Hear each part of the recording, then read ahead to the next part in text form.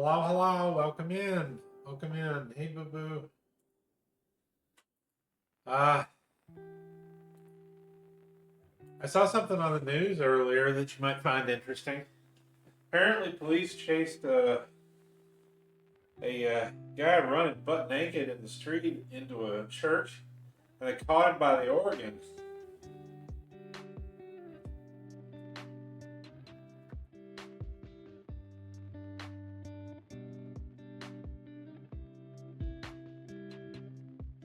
It's true. It's true.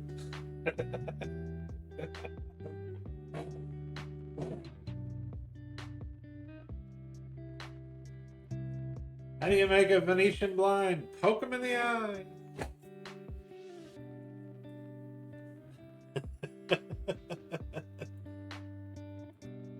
The old stuff.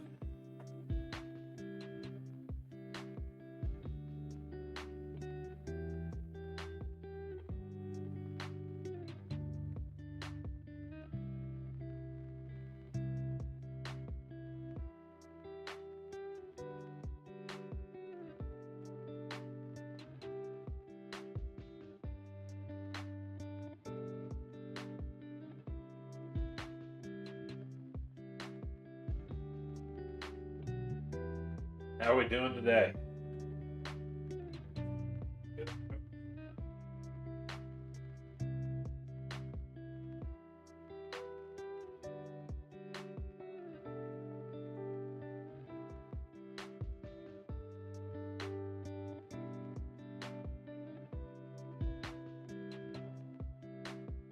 Decided on this first recipe that I would not do it the easy way.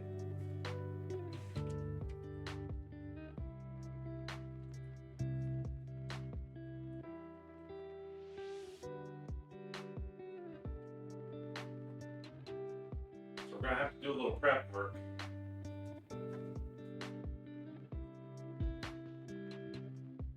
You could very easily make this soup using just canned stuff.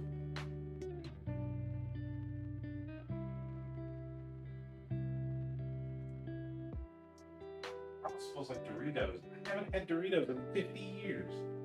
No.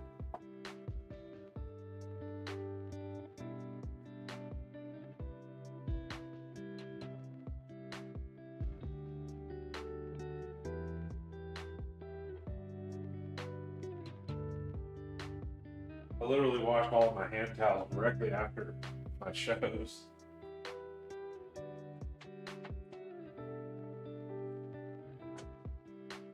They never really get used very much. I spend more time in the washer than they do use.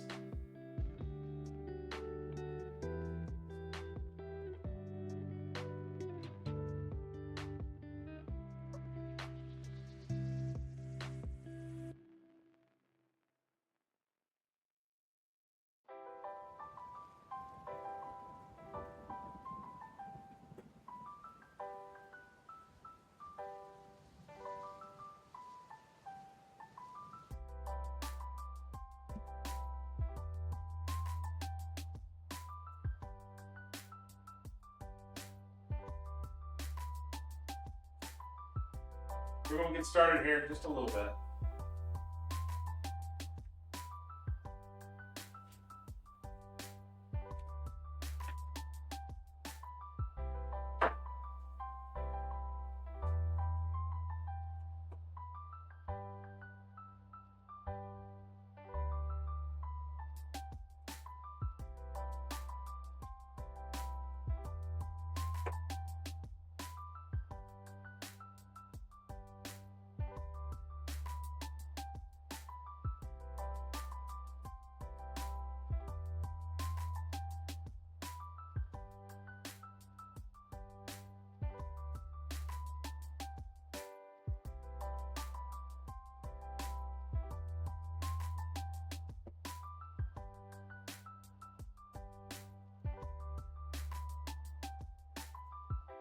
Hey Natex, welcome in. Just working on the index controllers. Oh boy. I actually did start checking for the desoldering iron. I'm trying to find it. Hi.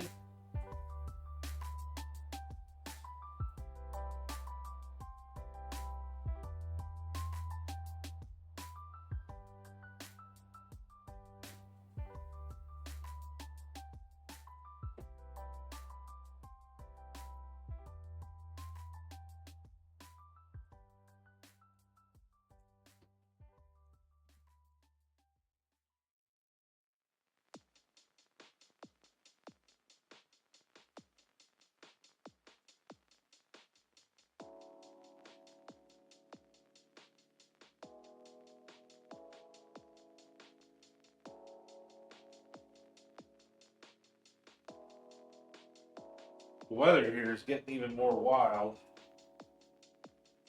It's some 50 degrees or something like that today. And it's supposed to snow like a foot tomorrow.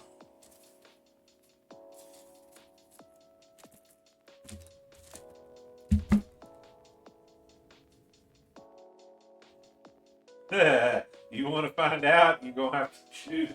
You have to save for it.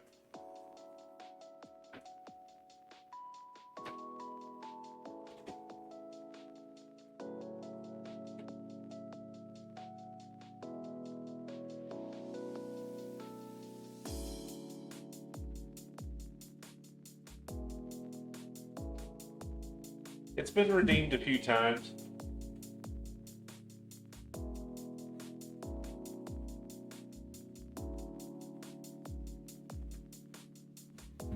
Today we're going to have a lot of veggies.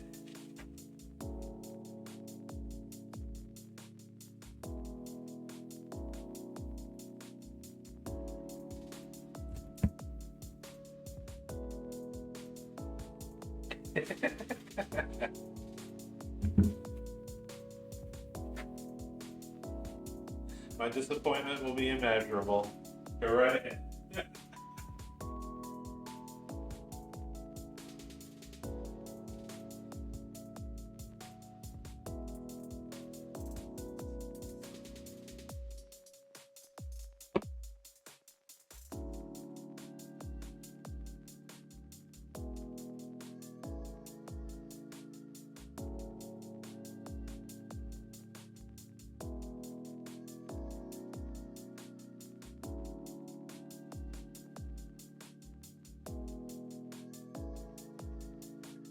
Shells. I'll be right back.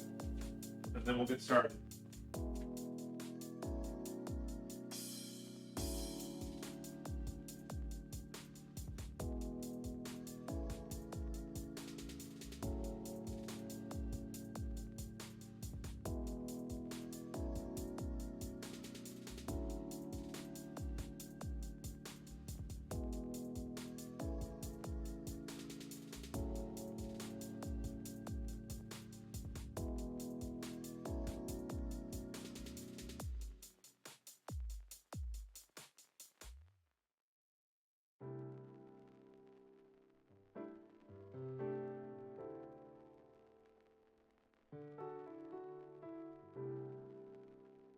This first recipe today is going to require a little bit of effort.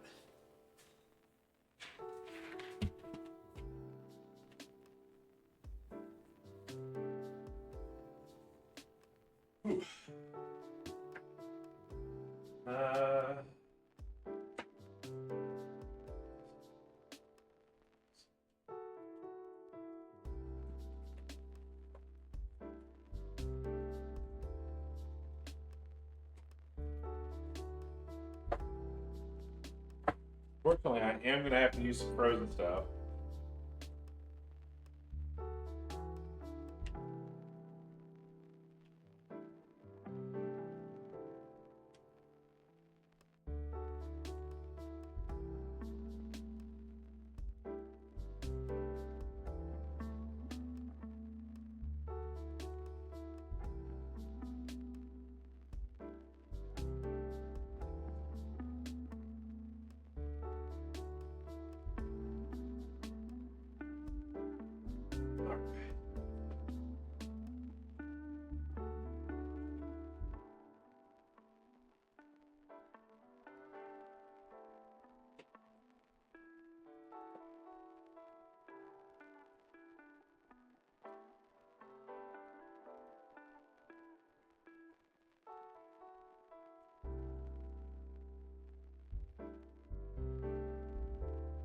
hate to stretch, but all over the place. Yeah. Ugh. All right. Oh, there we go. We got a lot of stuff in this first recipe. So what are we making? Well, I am going to make some homemade, from scratch minestrone soup. And this minestrone is going to be one that is kind of a culmination of different recipes that I've tried in the past. One thing I did mention, we're going to use fresh tomatoes instead of using canned. I'm going to use as much fresh as I can today instead of using canned stuff. But we do have a slight drawback, and that is that I've got to use frozen beans and peas because I couldn't find any good ones anyway. And cannelli beans, well, you're not going to get those unless they're canned. So we've got fresh basil over here in the corner, which unfortunately the plant got damaged because of the person that packaged it. We've got pepper, we've got garlic, we've got carrots. And these are the carrots I got last week, so we're going to try to use these up. We got celery, we got cream butter, not salted. We got a zucchini. We got some yellow squash. We've got some actual Parmesan here. And we've got some shredded Parmesan for the cooked part. We've got leeks instead of onions. These are more mild, better flavor. A couple of potatoes, and that's pretty much it. We've got some small shells here. We're gonna do this, we're gonna cook this a little differently. I'm gonna try to make the clarity on this a little better. So, to keep the soup from getting muddy, I'm going to cook the shells separately and rinse them thoroughly before we put them in at the last stage. That way they won't, the starches on them won't muddy up the soup itself. We are going to blanch our tomatoes, and we are going to peel them that way and then remove the cores. So that'll be the first part. And then the rest of it, well, the rest of it just kind of stews itself together after a little bit. Now let me go ahead and grab my camera. We will get a picture of this before we start.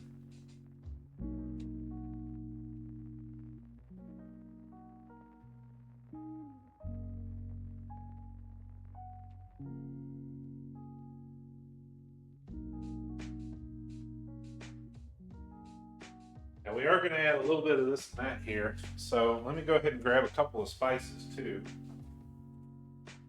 You'll note there's not a lot of heavy spices to this.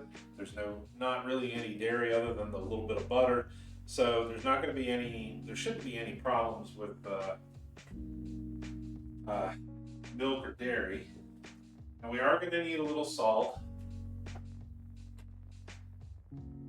And it really is going to be a little bit, not a lot. We're going to make a lot of this soup.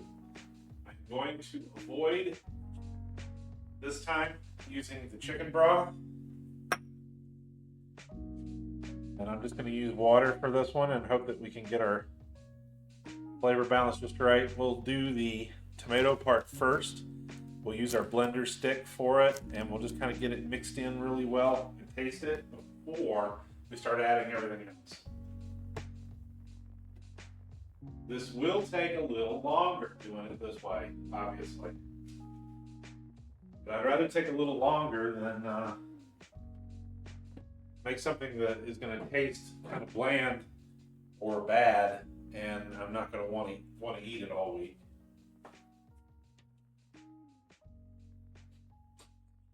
I'm going to add a little bit of just your basic Italian seasoning to this as well. This is a mixture of I think parsley and oregano.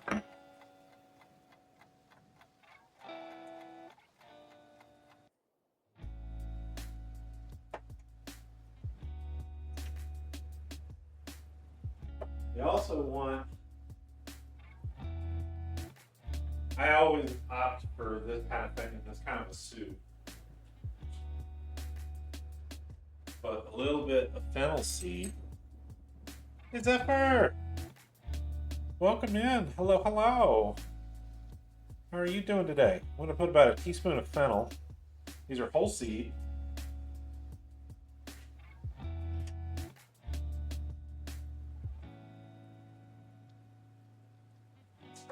Then we have just salt and pepper. We let everything else just sort of stew together for about an hour. So this ought to work out pretty well. Are we ready to go? Let me get the picture. Our second dish today will be I'm going to do a chicken Alfredo, but we're going to add broccoli to it, and we're going to add some sausage too. So it's going to have kind of a blend of flavors to it. And we are not using any jarred white sauce. I'm going to make it myself. We will be using bechamel and Parmesan.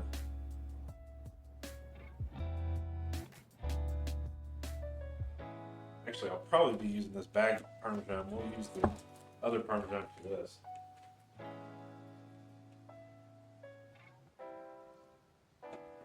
Alright, so we got a picture. Let's go ahead and move a lot of this off, and we'll start measuring everything out and getting it ready. What do you say?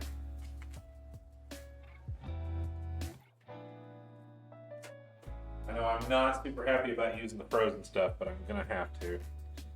So we'll start with our tomatoes. We're going to have to blanch. That's the easiest way to get the skin off of them. You don't want the skin in the soup.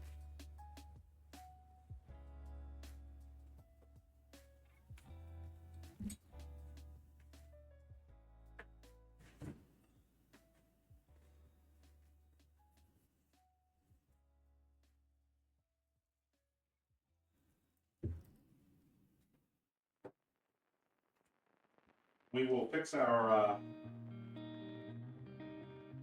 we'll start cooking our pasta once the soup is simmering. Because it only takes 10 minutes to do this, but it takes about 45 minutes to do the other. I like to keep the pasta a little bit on the firm side when I'm doing it for a long-term thing, because it's going to end up going in the fridge and sitting there and soaking. I'm going to mix these together.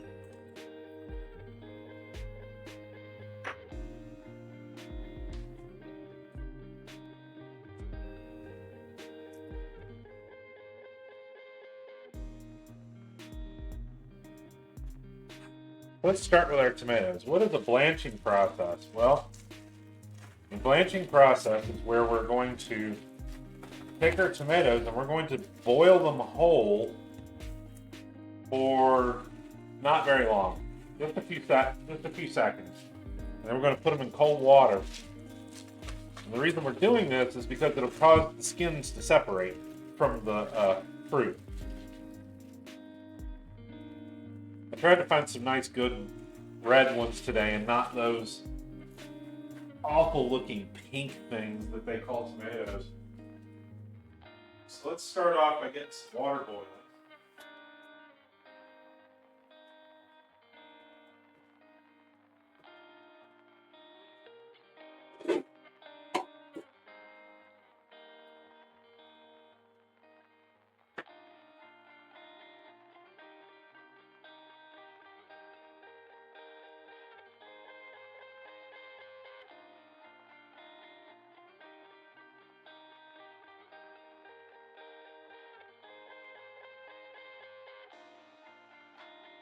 We're not going to do anything other than boil the water. We're going to do them one at a time. Set them down into a bowl of cold water. That's it.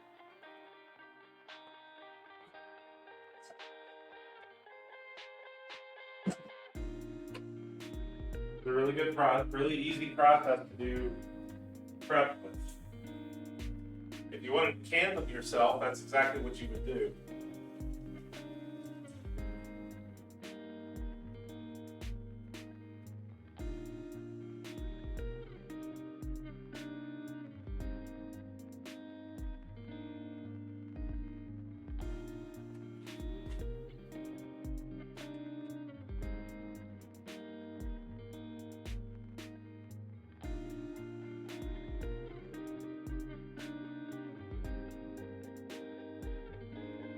think what we'll do is we'll go ahead and just switch to the stove camera to start with.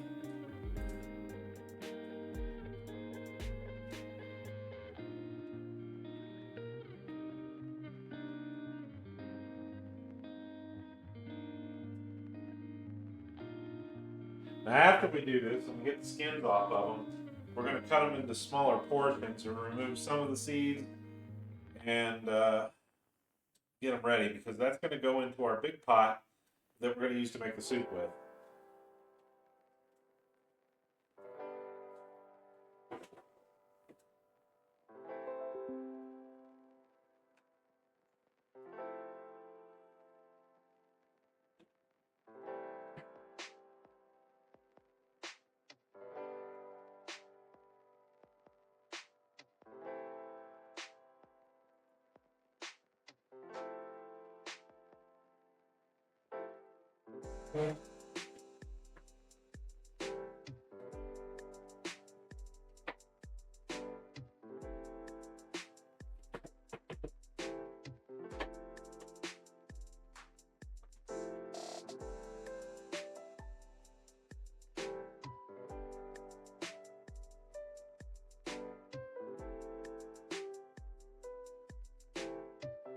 See, I've been a little bit busy. I've refoiled the,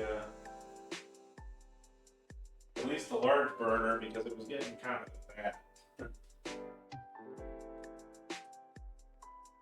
It's been a little while since it's been done.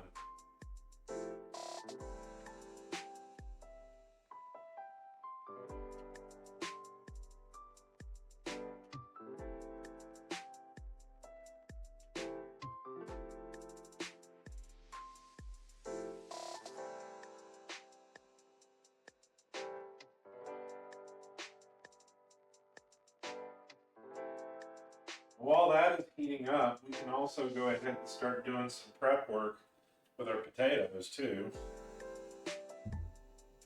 Hey, cook without permission? What are you talking about? Come on over here and make me. You're not my dad. Welcome in. How are you doing? How you doing, Ingrid?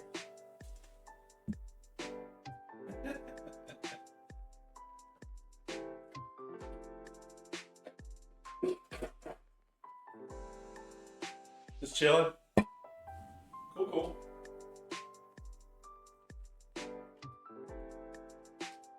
Chicken is thawed out, so I'm going to set that aside. Get it out of the sink.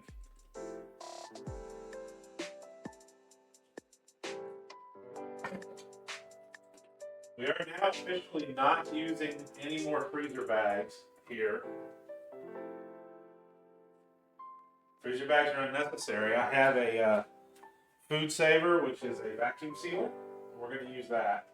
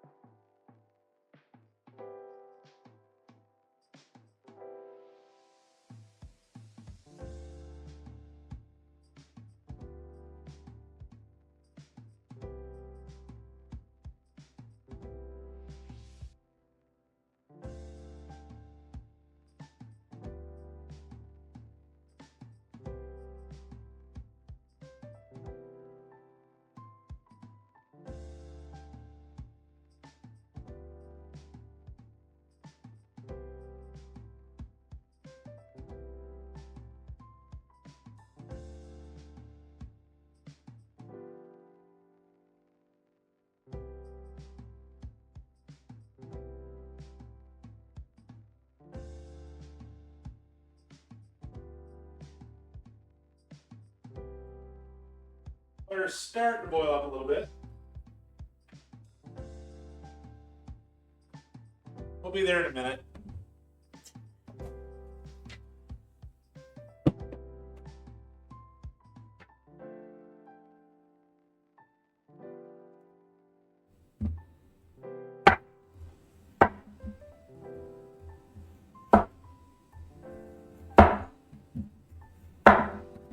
potatoes are nice and ripe.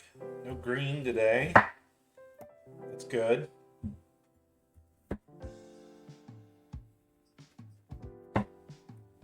We're going to cut these fairly small.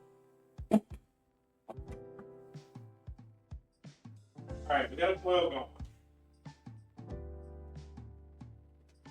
I'm going to grab a slotted spoon. Just set that tomato down in there.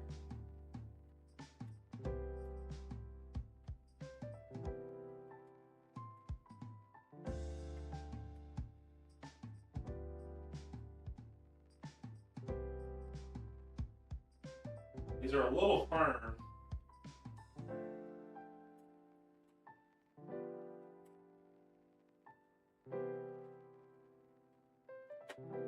It shouldn't take long.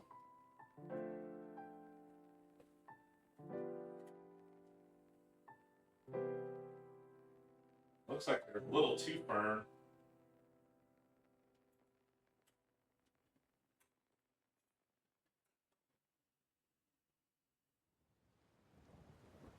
Nope.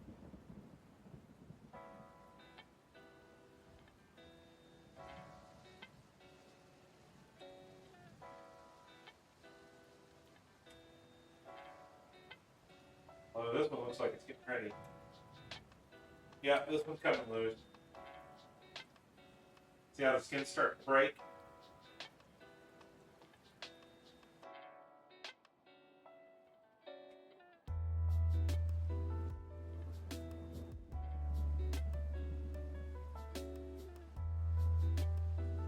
Careful not to splash yourself. Just boiling water after all. Alright, there we go. That can start to crack. Give it another few seconds.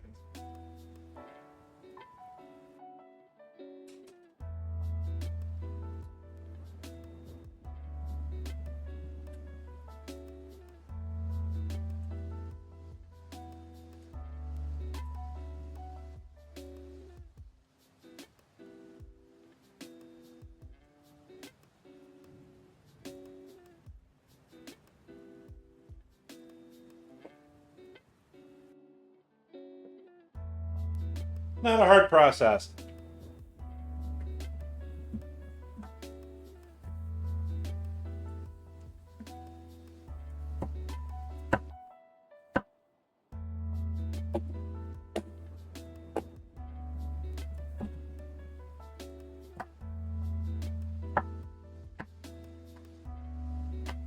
As you can see, some of our harder tomatoes that are out of season are going to take a few more minutes to cook than they normally would. Use a soft one, it's only going to take a few seconds.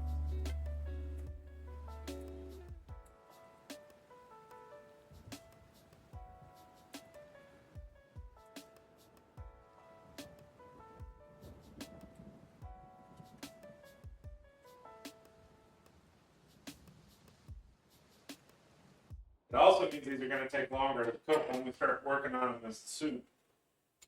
That's fine. We got a little time.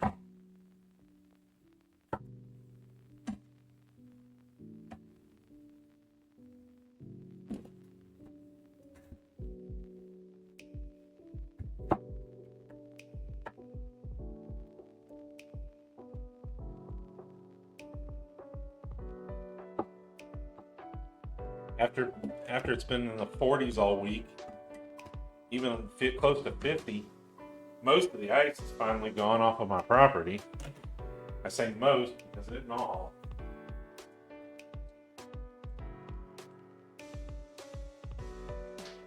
There's a lot of shady spots. Unfortunately, they're on concrete. Alright, how we doing here? Skin split open, skin no.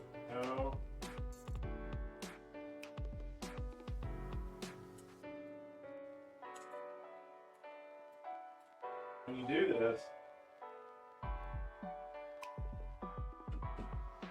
it's just gonna feel right up, see? Just tear it right out.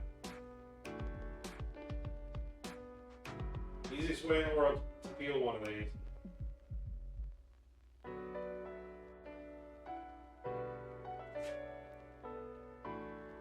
Should not take this long to cook them though.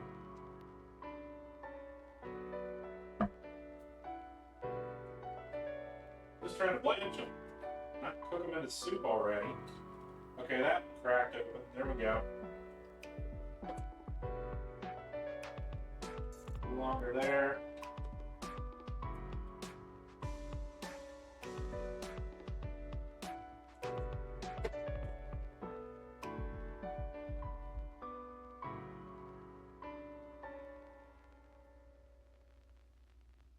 Peels right off.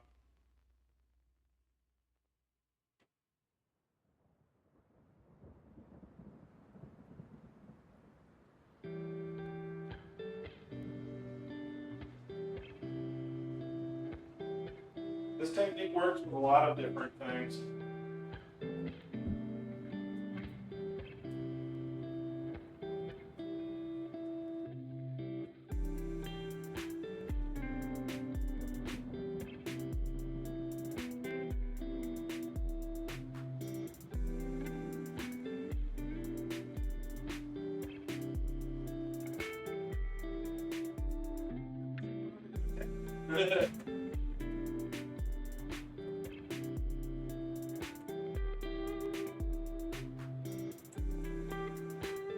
These are going to be half cooked.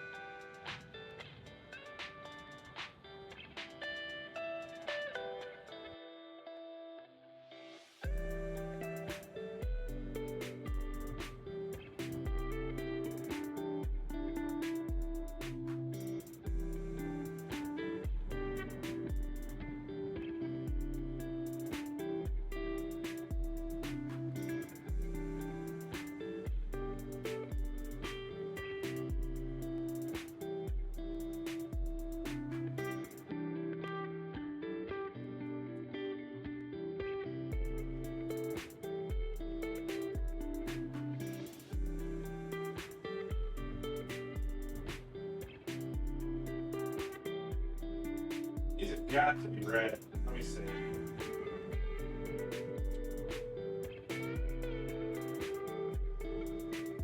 Yeah, okay.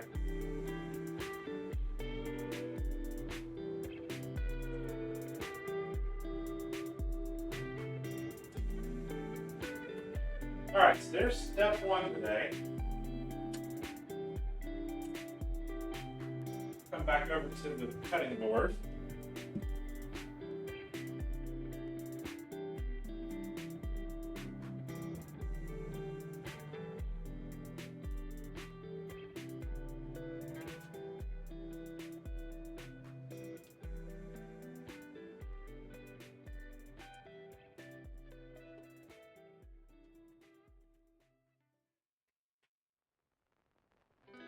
So I'm going to go ahead and get our next one prepped.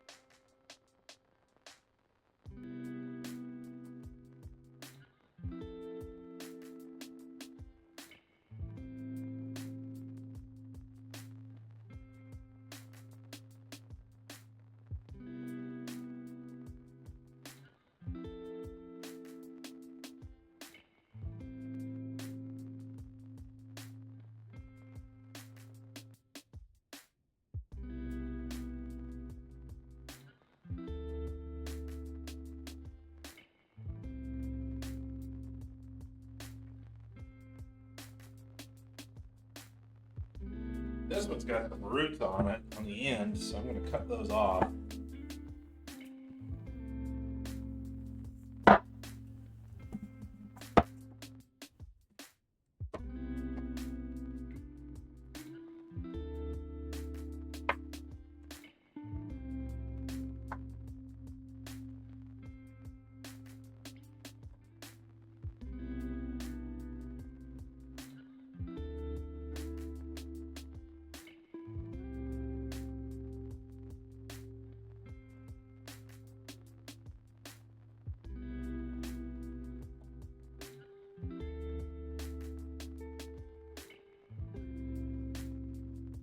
I'm gonna cube these up, good bite-sized pieces.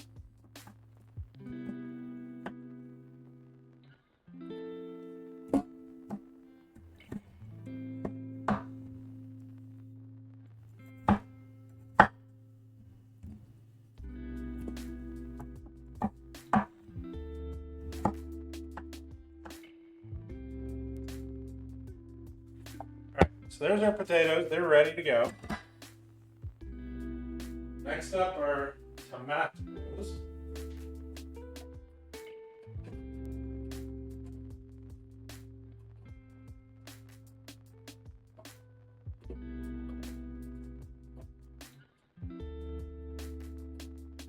I can get my hands to work. Let's see how seedy they are.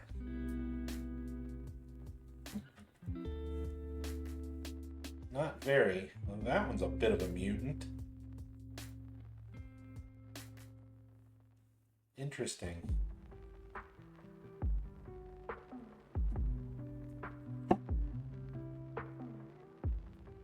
That is a very strange structure.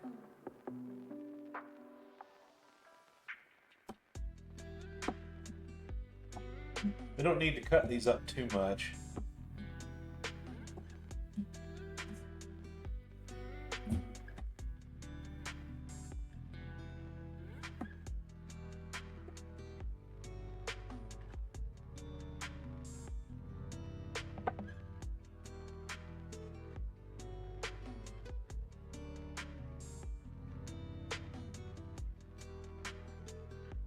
I think we're going to end up having to keep a lot of the seeds. We'll cook it down and use a stick blender on it.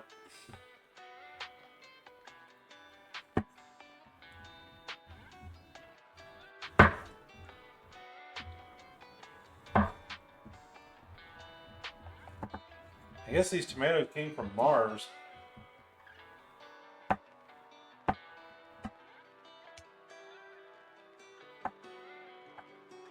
Mutants. There we go.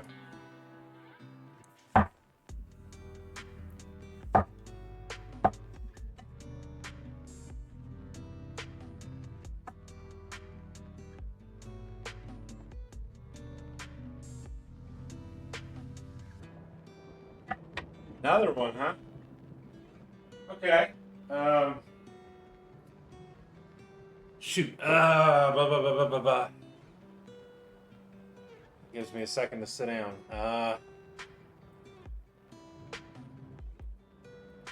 Oh. You know, a couple weeks ago where I ran into an old plane. Needless to say, I'm not allowed back at Arlington Cemetery anymore.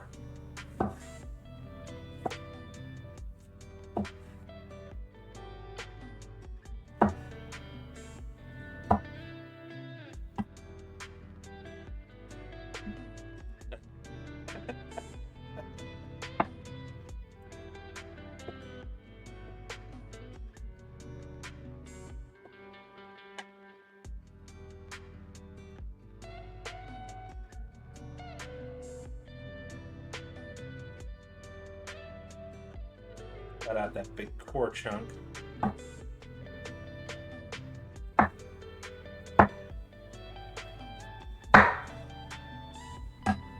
These are definitely more firm than I thought they were. Alright, so these ones that boil a little too long, I'm just going to nick them. You see here. Once you grab a hold of them and you feel the skin is just not connected anymore, that's when you know they're done. Most of the time they crack on their own though. This one got a little bit more cooked than it probably should have. It's okay, we're going to cook it down anyway.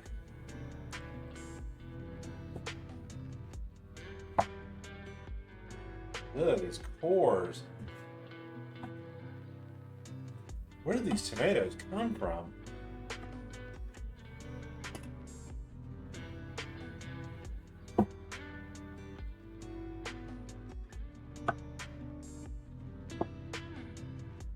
I tried to buy the better grade ones.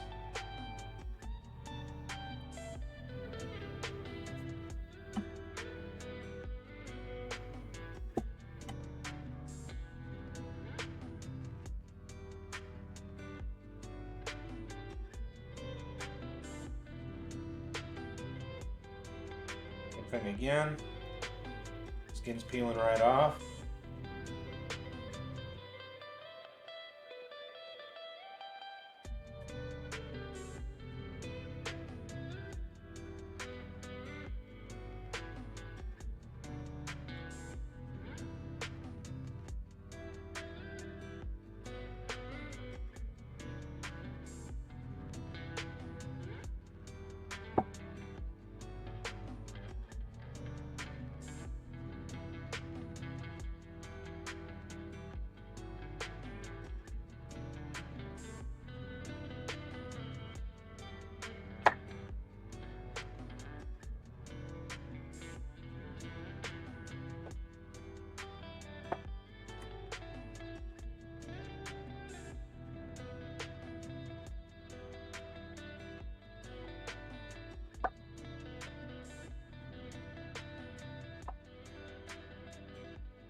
One of the main reasons I'm using the fresh tomatoes and doing the extra work today is because there is a lot of salt in canned tomatoes. So yeah, you're welcome to use canned tomatoes. Go right ahead. Just remember that, I'm just doing it because I have to avoid salt where I can. And that's an easy one to avoid. I also think it tastes better, to be honest, to use fresh tomatoes when we can. Initially, they were believed to be poisonous, if you didn't know that. That's kind of an interesting thing. Oh, we got another mutant. Okay.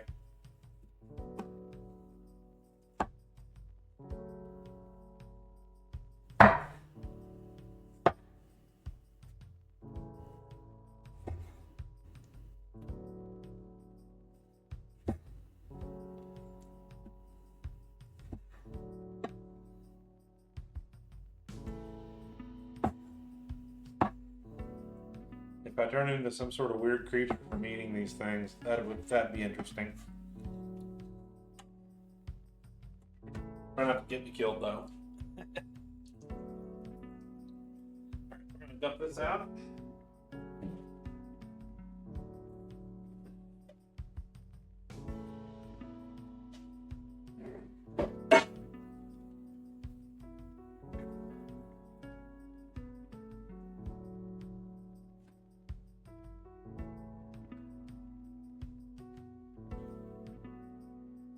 We're going to be going a little slower today, I know.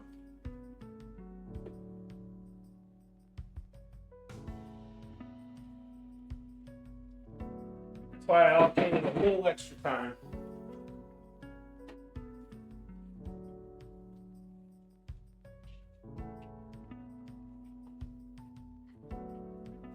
Okay. So there are our tomatoes and our potatoes. Didn't someone say they were part of the nightshade family? Yeah, I think so. I think that was why they thought they were initially poisonous.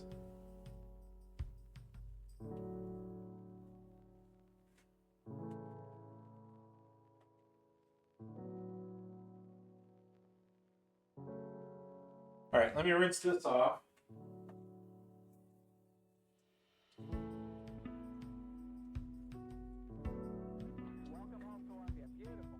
It doesn't really make any difference, but it just bothers me.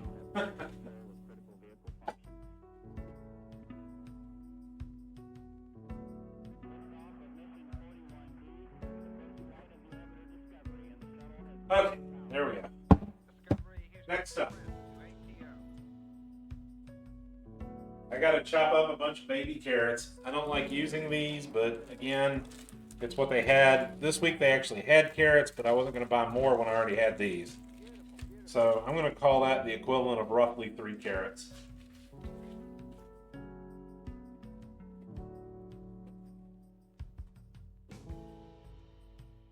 Now these, along with our celery,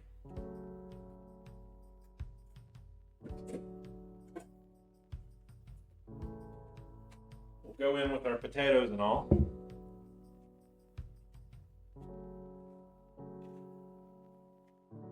This minestrone is going to be a little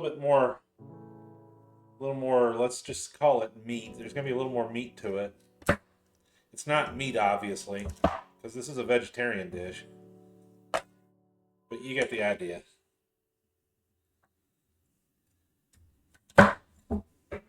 And one just escaped. The Floor Food Kingdom claims another.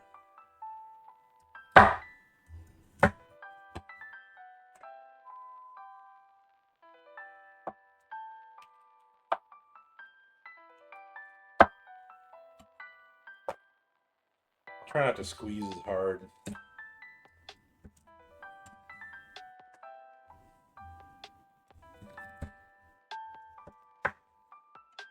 You're looking for about a half a cup, roughly. Just kind of eyeball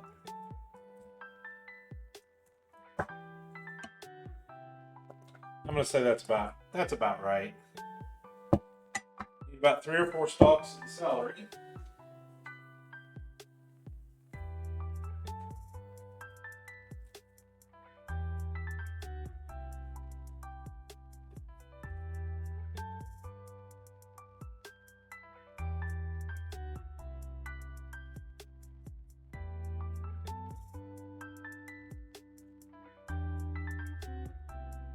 These are celery hearts.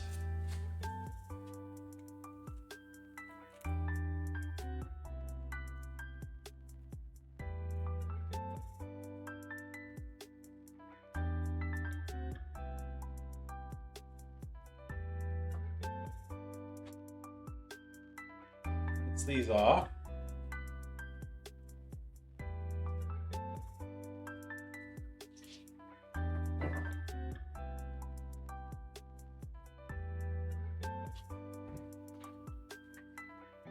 Actually, I'm going to dump these in with the potatoes here. Because we got to cut up the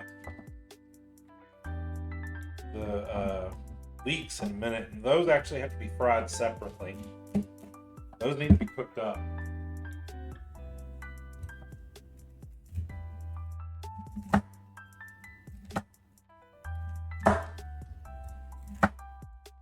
These will shrink some, but still don't cut them too big.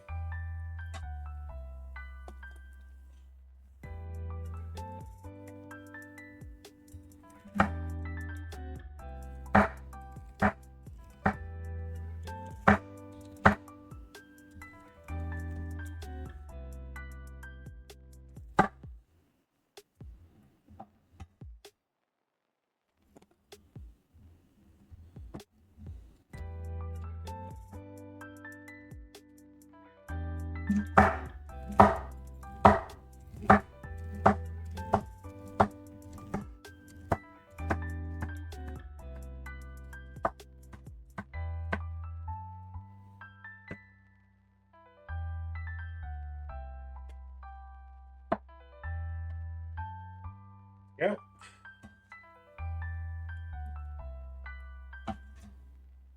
Like I said, we're going to have a little bit of meat in this one, right?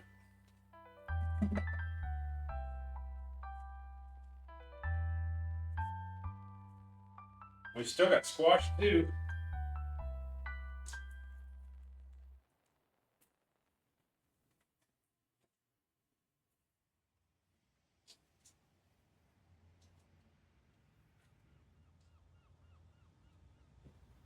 Our leeks are our main onion for this.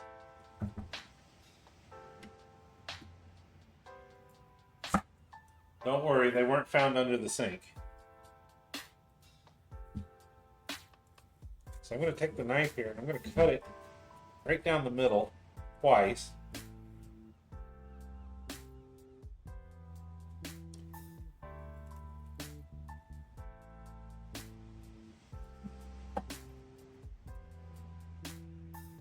Now we're going to try to shave them.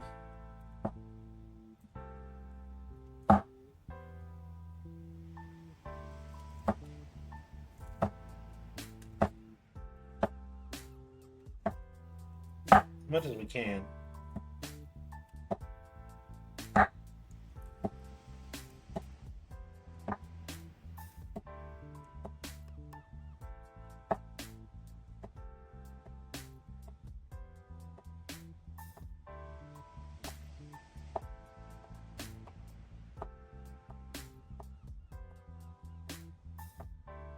Okay. These are going to be fried. Fried.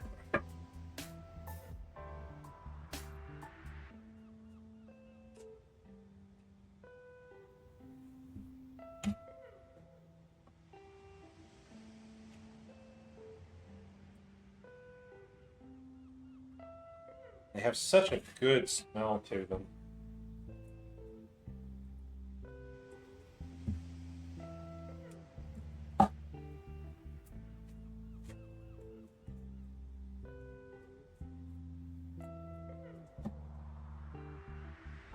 I'm going to do halves on this one.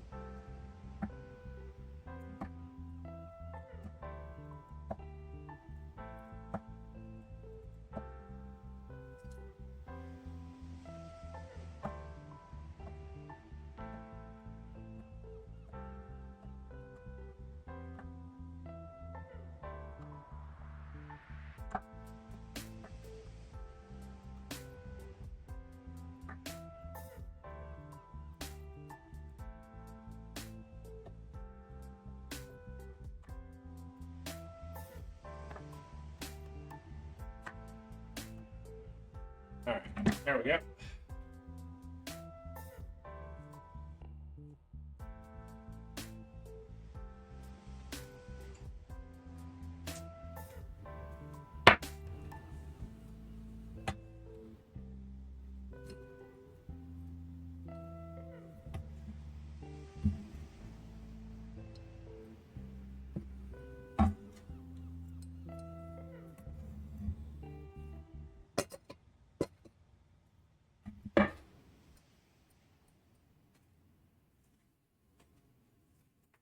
Next up, garlic. I am using roughly twice as much as I should.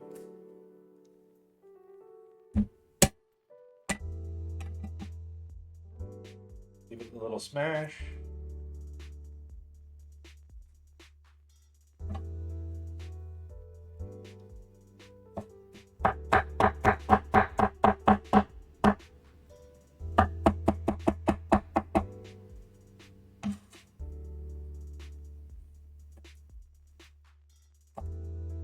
Hit the tip, just the tip.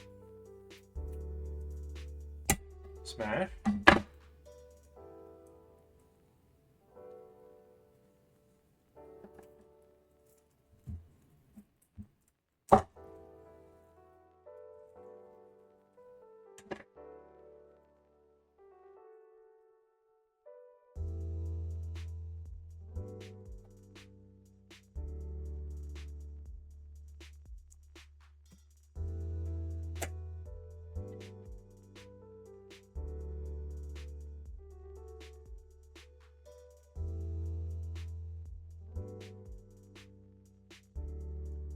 Bro, this won't have a good flavor to it if it doesn't have that garlic.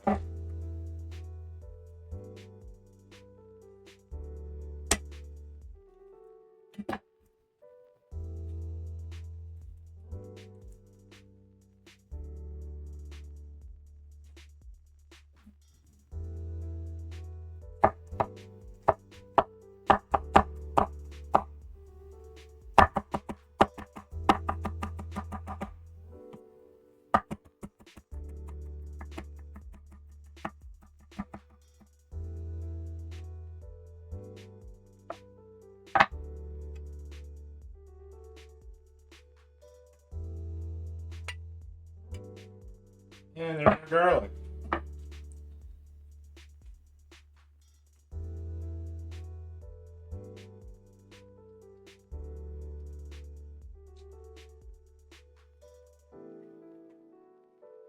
Next up,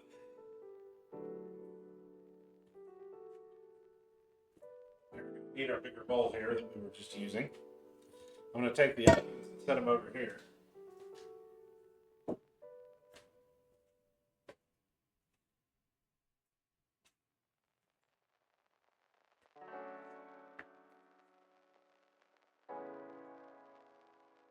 I'm going to stripe our zucchini.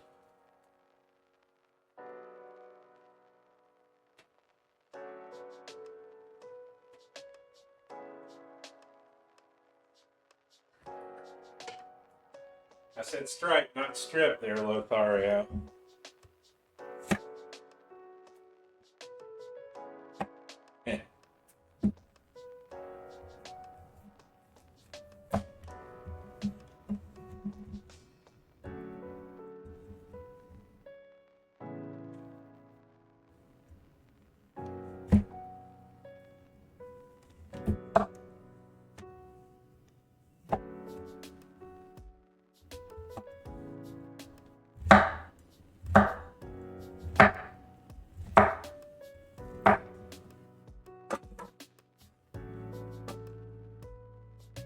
Cut it into quarters.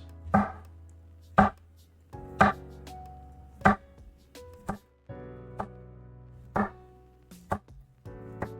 not sure about using this much veggies. My gosh.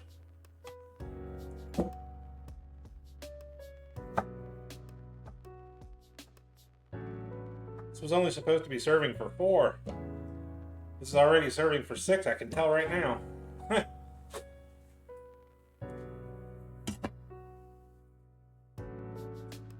We still have peas and green beans too.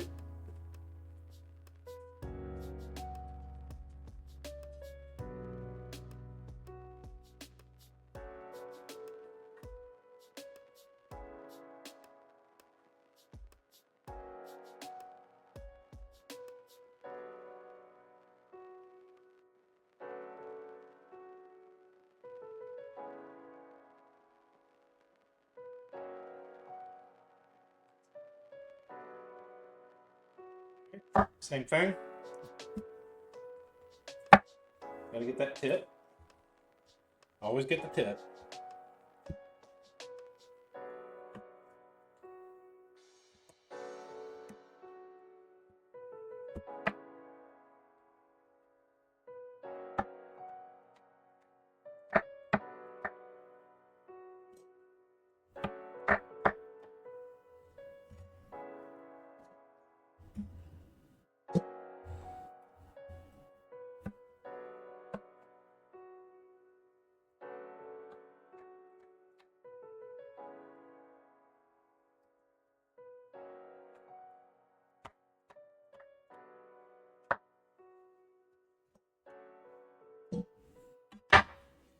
Okay, so there's that. I'm going to skip one. I'm not going to use one of them right now. I got 2 more cans of beans. I got an entire 2 cups of peas and green beans, and we still got the shells too. That is a lot of stuff to go in that soup.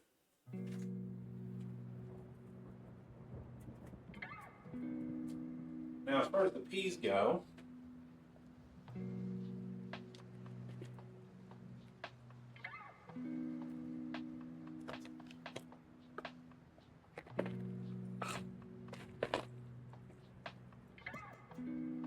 that's it. You don't need all of them.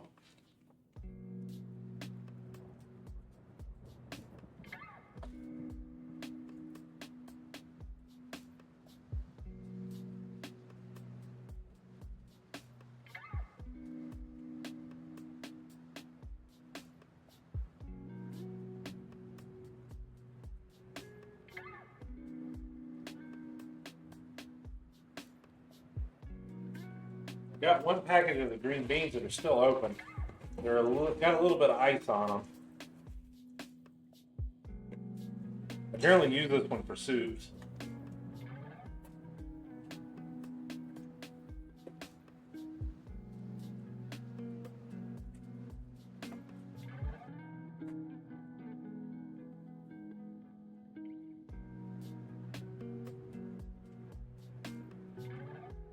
Okay. I think we're about ready to start. Now, the original recipe, which I was borrowing from, there were about 2 or 3 of them, had me frying the onions first and then throwing everything else in. But I want these tomatoes to be stewed down and the soup base made first so that it's nice and smooth and, you know, like a liquid like it should be and not big old chunky stuff. So what we're going to do is we're going to start stewing our tomatoes in a pot, and then we're going to start making our big pot with everything else. So let's go ahead and start that.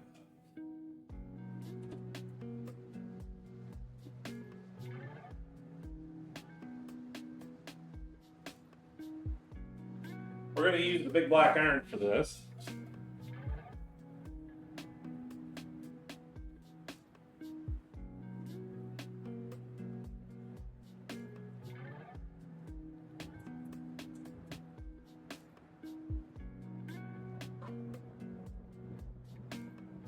I'm going to add about a cup of water to the pot we were using.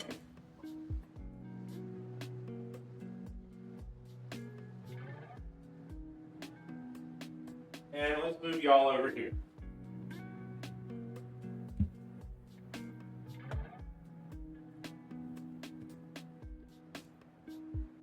I'm going to back the camera up just a little bit.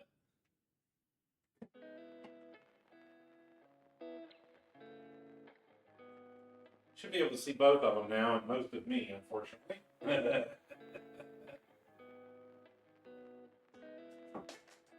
see. There you go, that's a little bit. So in this one, we're going to add in our tomatoes, and we're going to add in most of the spices.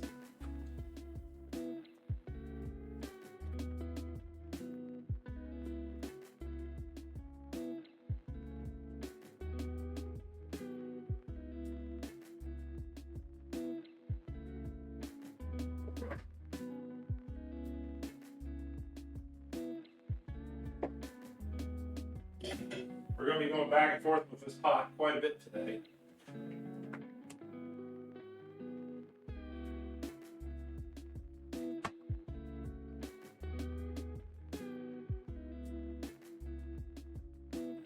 So I've added about a cup of water. The whole recipe is supposed to use about 3 or 4. You got Let's not focus on that, shall we, next? I don't think I need that much help.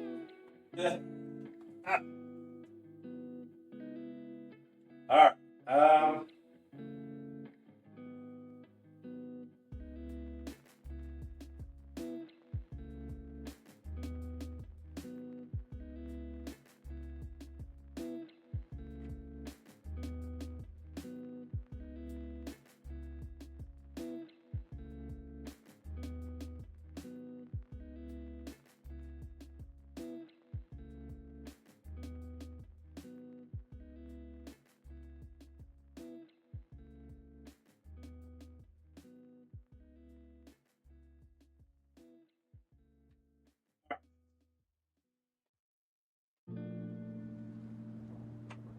Go ahead and pop the cans. We're not keeping the liquid that the beans come in. Gonna rinse that down.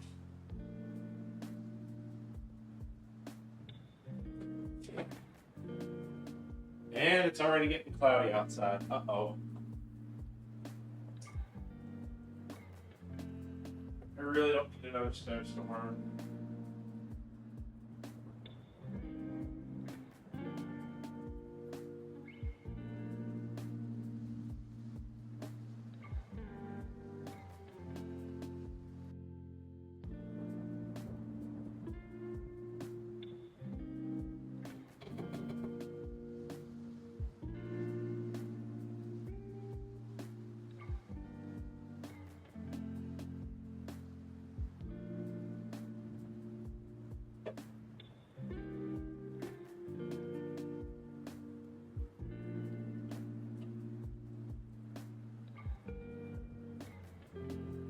All right, the first can done. All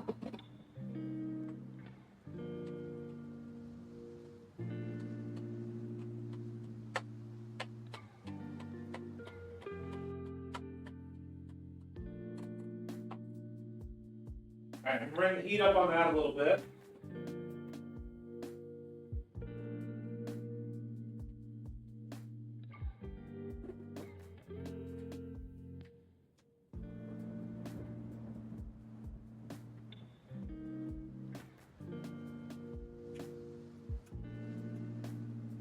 we're actually going to be basically frying most of our solids for this one at a time. I kind of just tossed them all together, but that's fine. We'll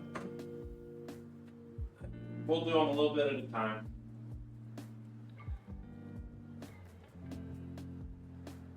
The pot is definitely going to be full.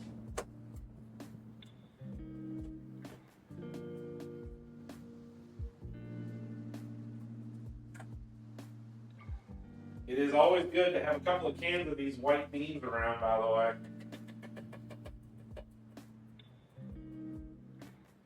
This is one of those staple items that I keep about 3 or 4 cans in my larder.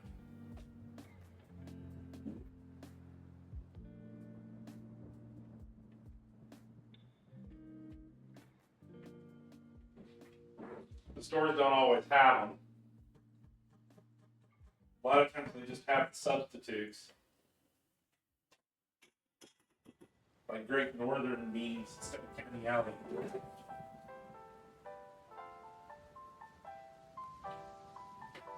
Or Navy beans, which are close. Hey Flair, welcome in. Hello, hello. Yeah, we're just getting started. We did all the prep work. We're making ourselves some homemade minestrone.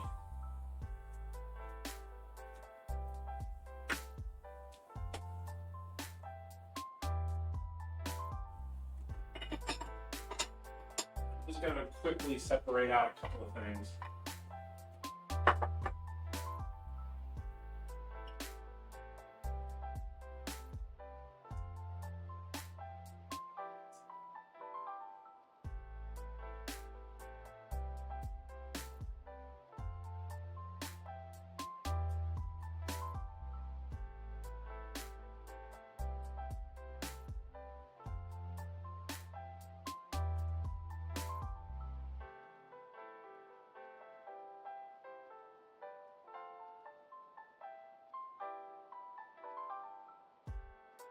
Good day, Claire.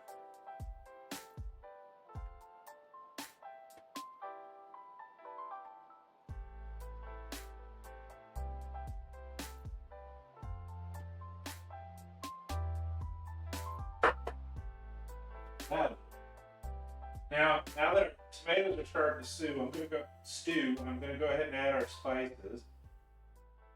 So this is a little bit of fennel seed, Italian seasoning, and a little bit of salt. I'm going to add some pepper too.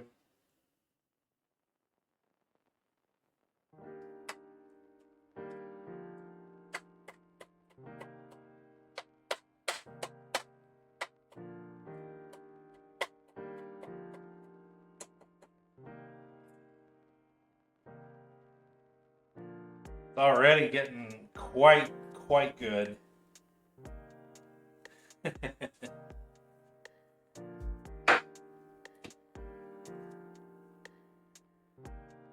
I got fresh basil. I'm going to tear off a bunch of leaves now. Just kind of rip them a little bit.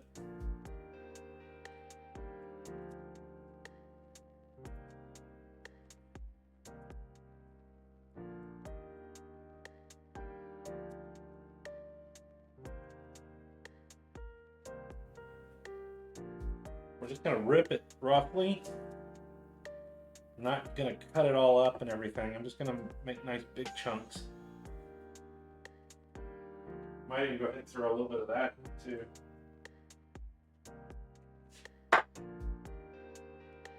Let it blend in.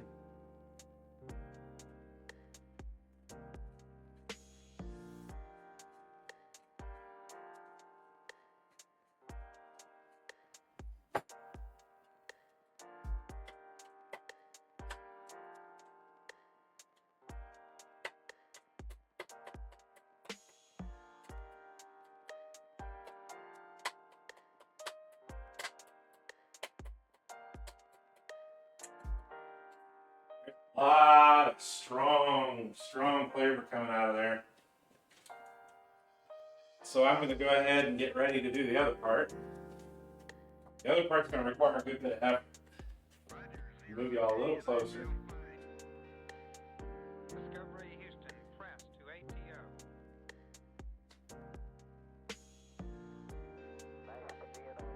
I don't quite have a wide angle here.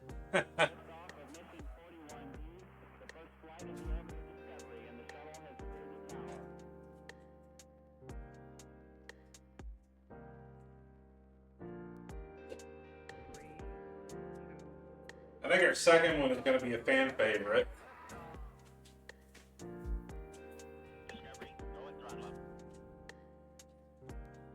Discovery 4 computers now have primary control of critical vehicle functions.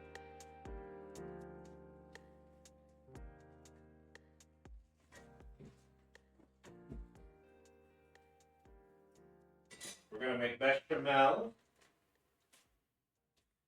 with Parmesan, pepper, garlic.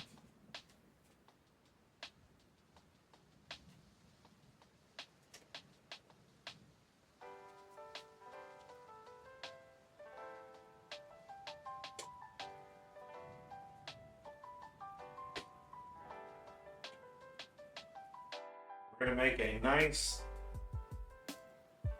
lower salt version of our Alfredo sauce. We're going to make some chicken and broccoli Alfredo with actually a little bonus. We're going to add some chicken sausage to it too. Okay, good. We got a good simmer going now.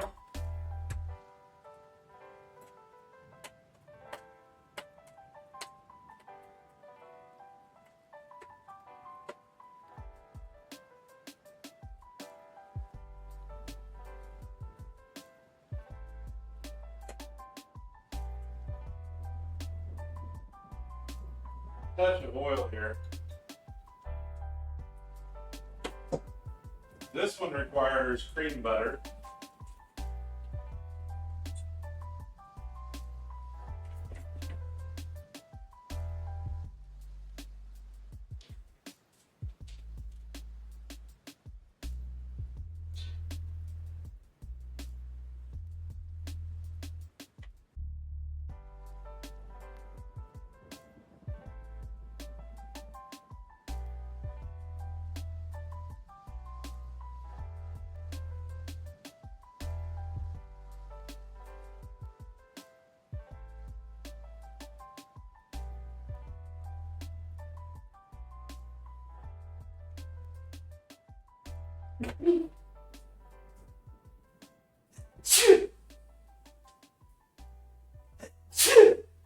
Gosh dang it.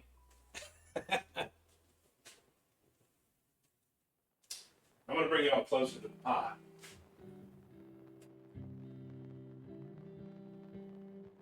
So you can get a better view of what we're doing.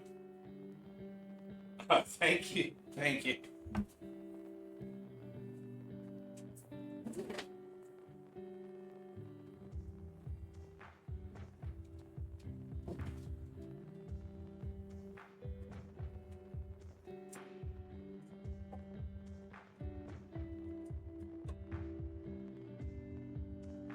As soon as we get that butter melted, we get a little bit of a sizzle going.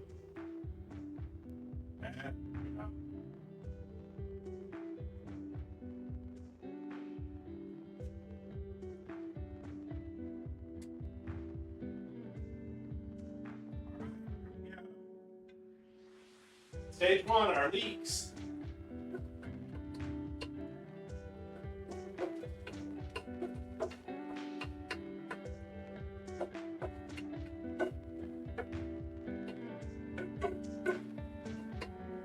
At this point, the kitchen already smells amazing.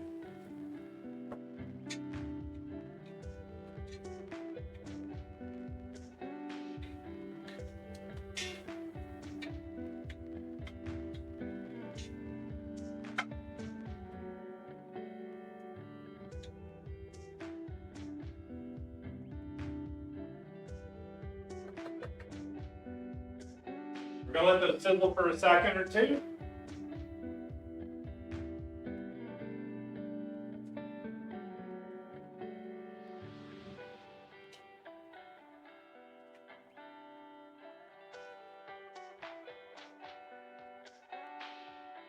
Hey, Miyako, welcome in. Hope everything's going okay for you.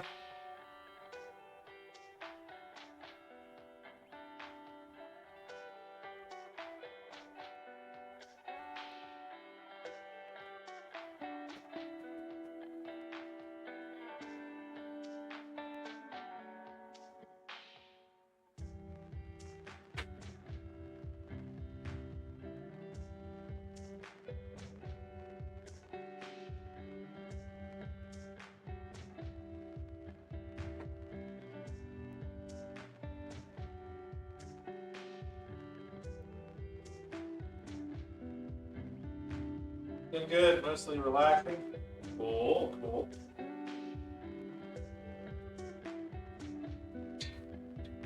All right, those are ready. Let's go get the girl again.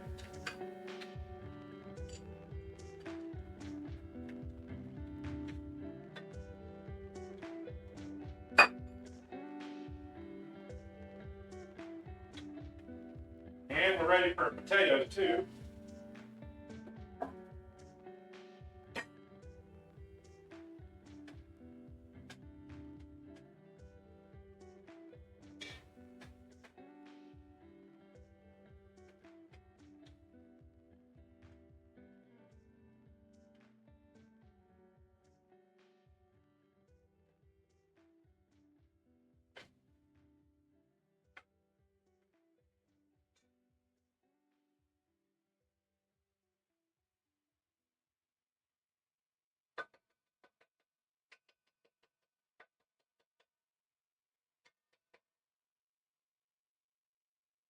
This is going to be a little bit more,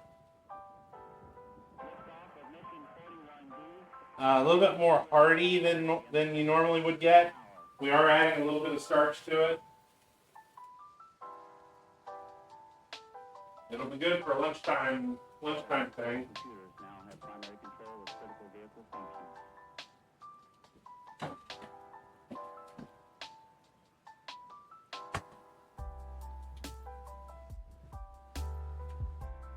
I'm grabbing her stick blender. I'm gonna start working on the tomatoes a little bit. Turn the heat down a little.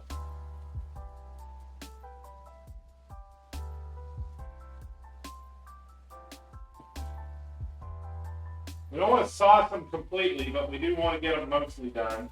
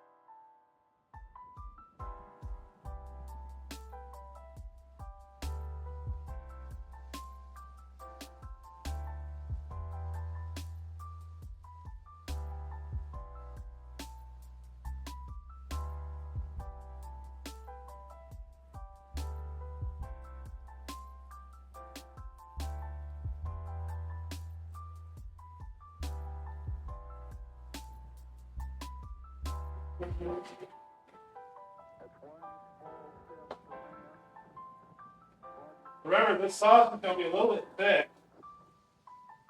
We haven't added all the water to it yet.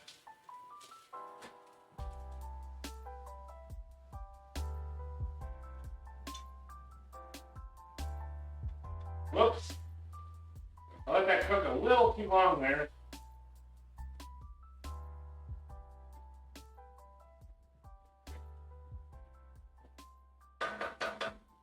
Now we'll add in our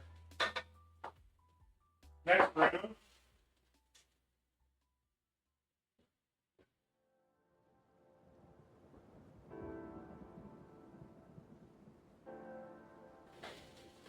I think we need a little more butter, a little more oil.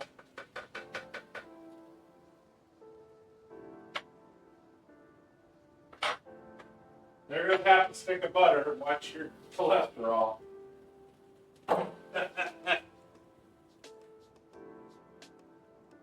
Meditating, but it corrected to something else. Breathing exercises? Yeah.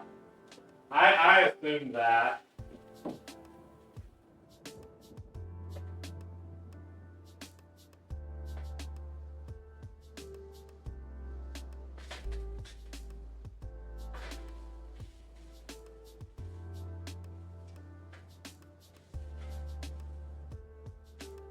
No worries.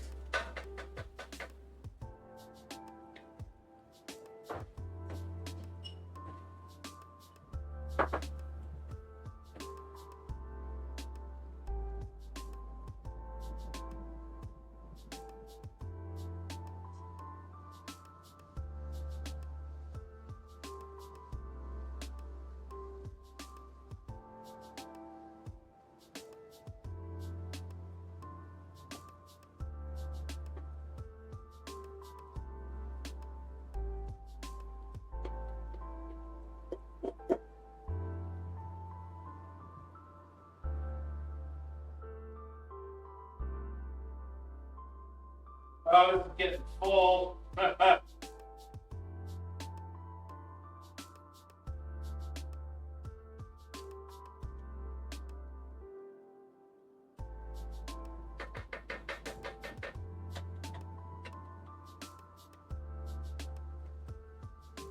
at that. Look at that.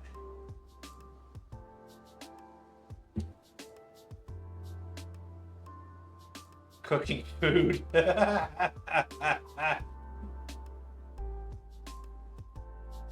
Oh yeah, this one's meant to be mostly healthy.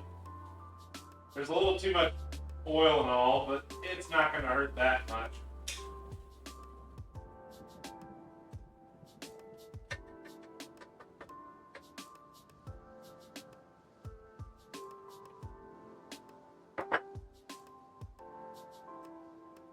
Now for our peas and our green bean.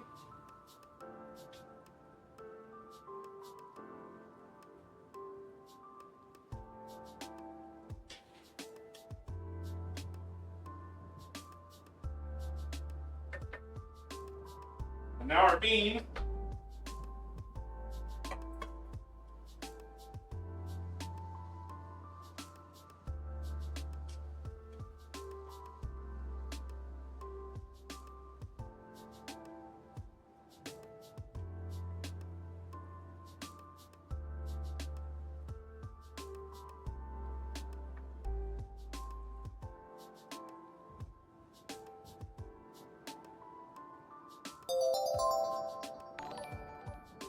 I think we're going to cover that with that little bit of tomato sauce, aren't we?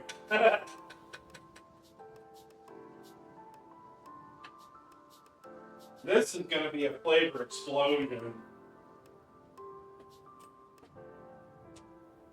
Hey Dio, hello, hello. And Jindal, hello, welcome in. Oh, we got a raid going on. Dio, can you handle it? Welcome in, Raiders. Hello, welcome, welcome. You got here just in time. We're right in the middle of making our minestrone here.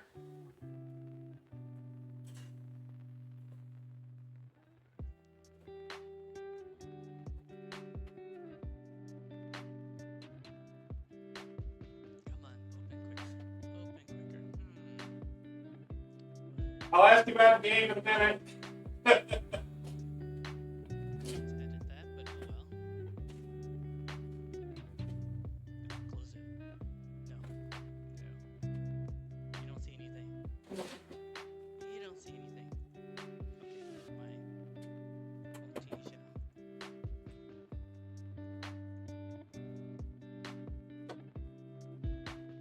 There's the essence of our soup. Now we need to add some more water. Yeah, howdy folks. Ta-da! About 3 cups.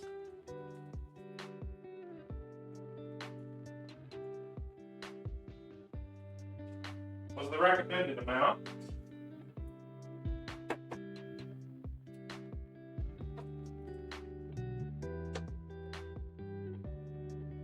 That seems to be about right.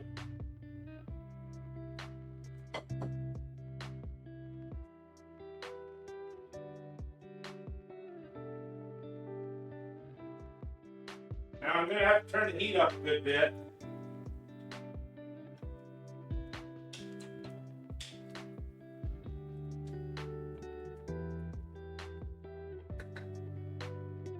Now I can already see we need more. This is going to be close.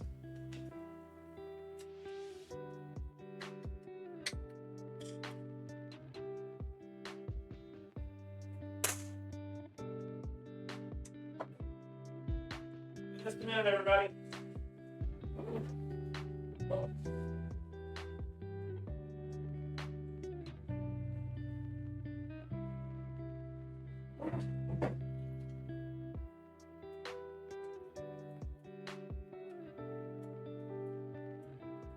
Just so we don't lose too much in the flavor here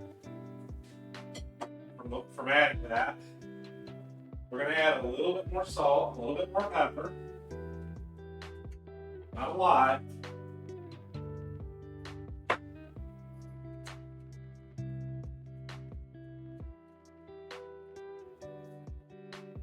going to add some basil.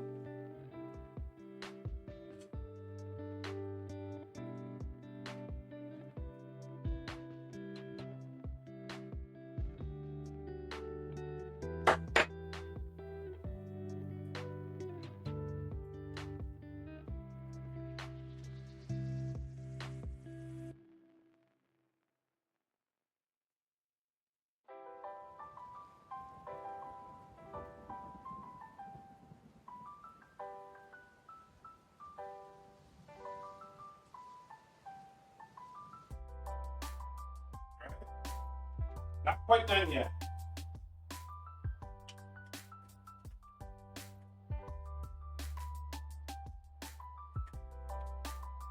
I am also going to add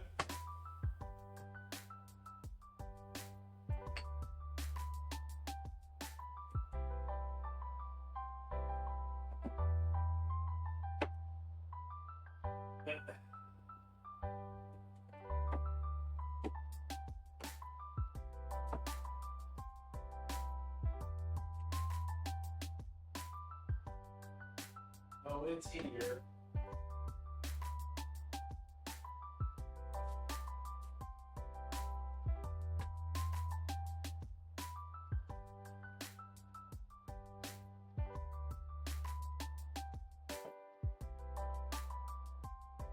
Oh, come on, I know I've got it.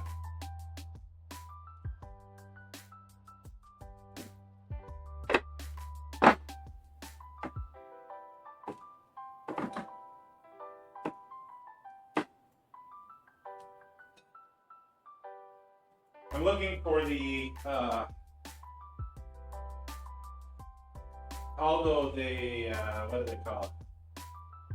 The tomate and pollo.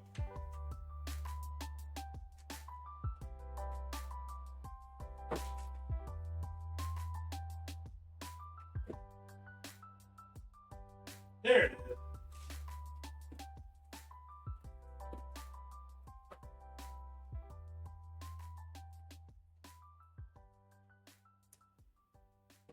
Secret ingredient.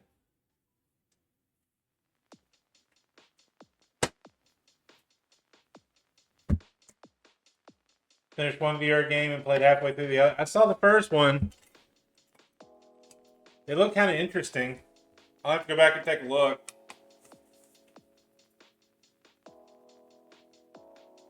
I'm going to add about a tablespoon of this. And a half.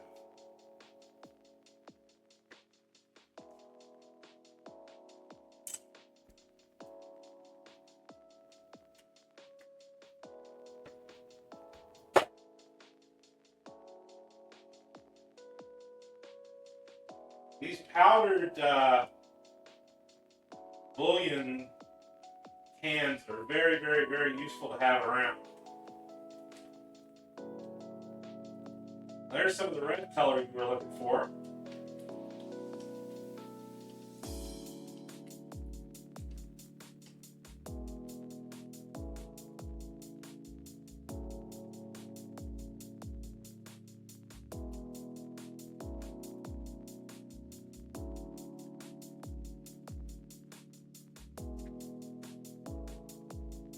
One other thing I was thinking about was adding a couple of actual peppercorns in there, just whole ones. Let them simmer in there. Like I say, this one is one that I'm just modifying a little bit as we're going. There we go, a couple of peppercorns.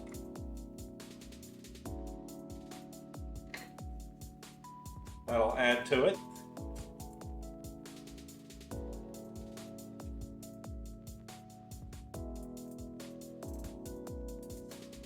Now we need to get that up to a simmer.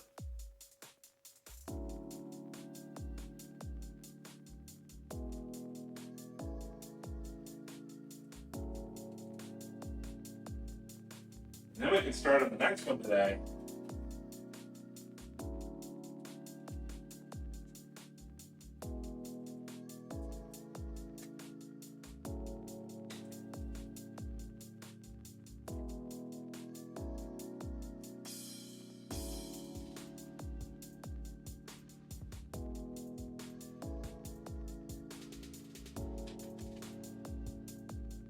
I'm going to give this concoction a little taste here. Our sauce is about ready here. We just need to cook our veggies.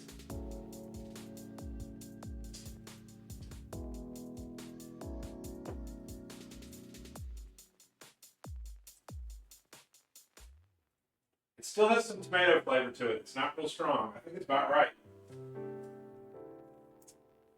Perfect.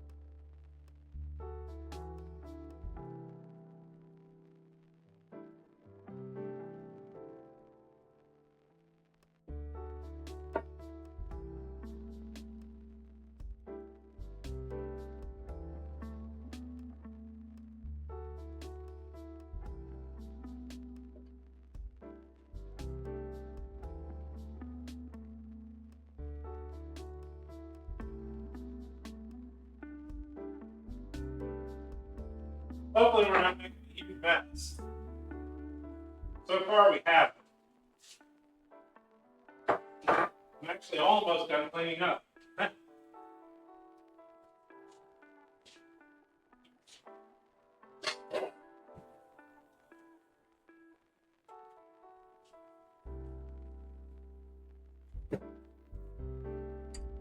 This one wasn't too bad about the mess.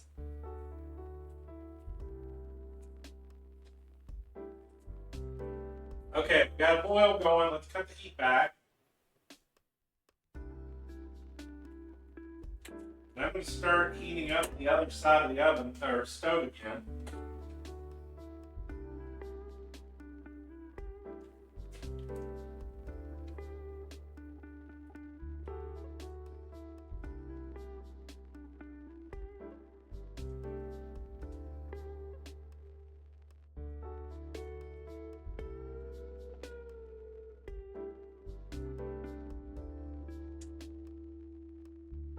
This is going to need to simmer for about 30 to 40 minutes.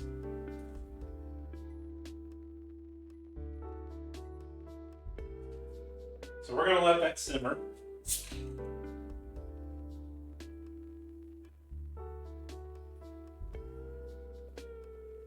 But I'm going to move it over to the other side of the stove so we can work on the next one.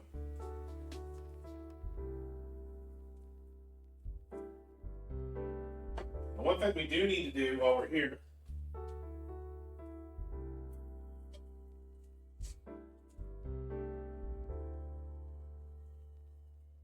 is to boil up about a cup of small shells. Those will not be added directly into it. You can do that if you're serving it for everyone immediately, But if you're going to be eating it over a period of a week or so, don't do that because they'll dissolve.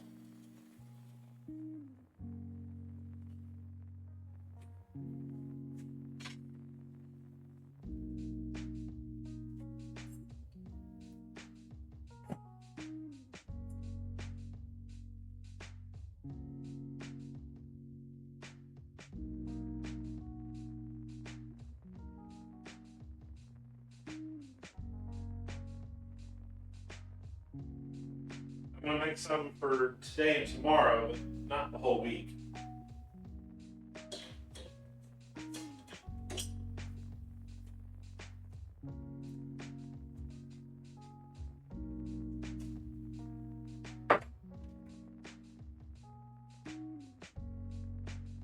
Hey, Nate, we got you. I don't know how I'm going to stretch more than I'm already stretched. That is a very full box. Oh my gosh.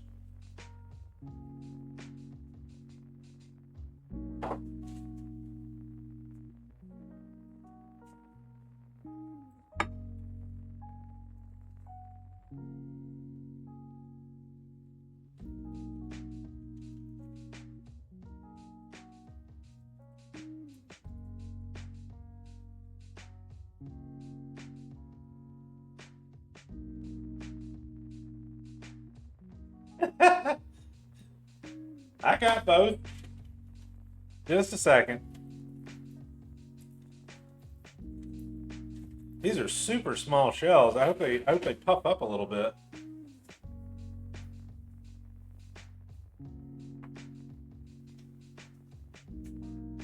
Add a little bit of oil here to our water.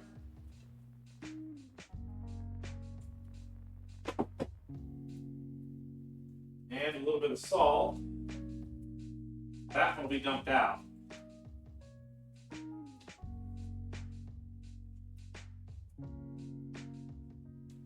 We're back up to boiling again. I'm going to turn the heat down some more.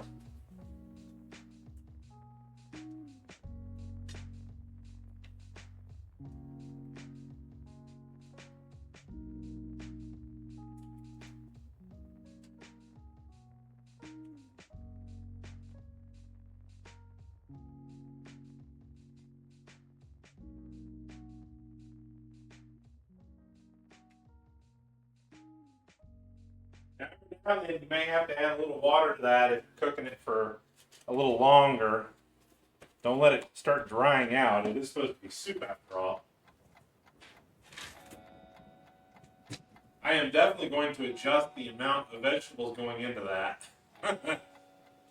I'll try and post this recipe.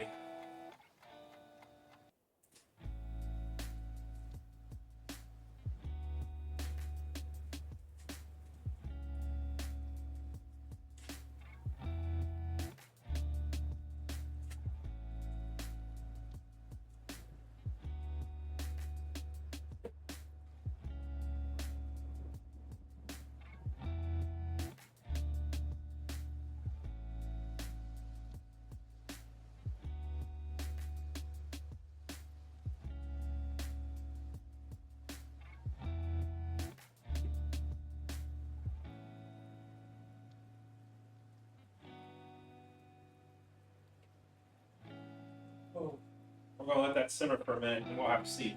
I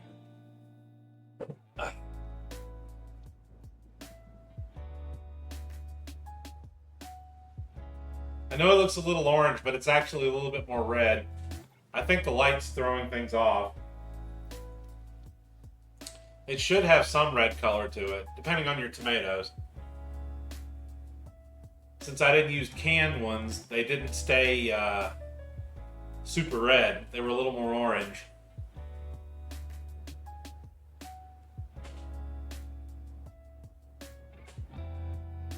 That tomato powder, that tomato chicken bouillon powder I added to it, will bring the color up a little.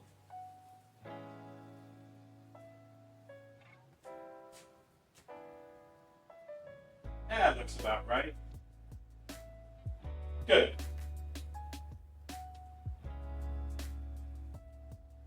We'll get started on the other one here in just a minute or two.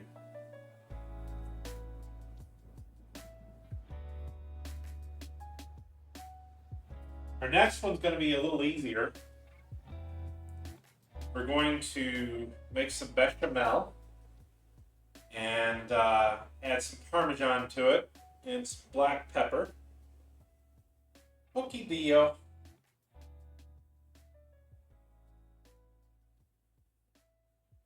And we're going to add enough milk to it that it doesn't get thick. We don't want it to be thick. We want it to be a cream sauce.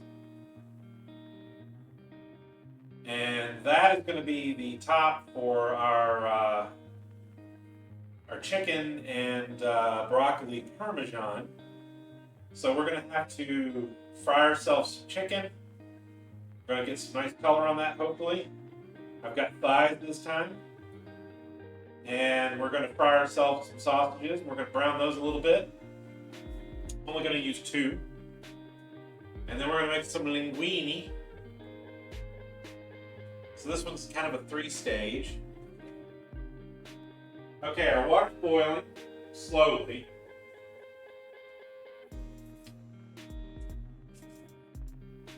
So I've added our little shells.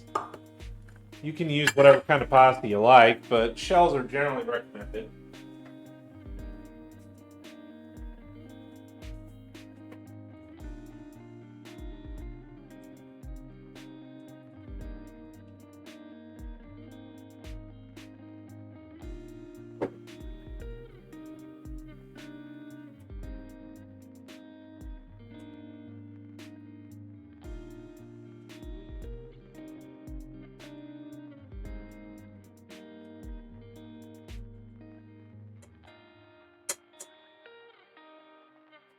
Be sure to stir them in a little bit because they'll stick to the bottom if you don't.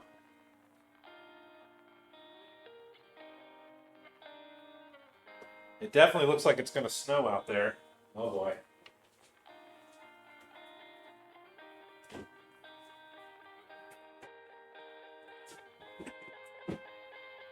I also bought some milky mushrooms and I forgot. So I'm not sure what I'm going to do with those.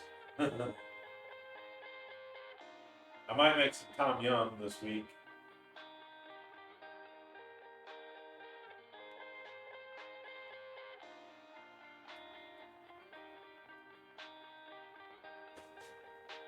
Ooh, that is looking more red.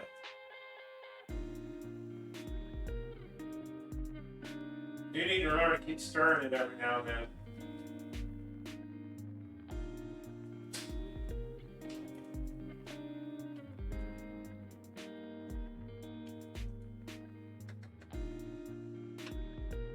I'm going to taste it again here in about 10 minutes, 15 minutes.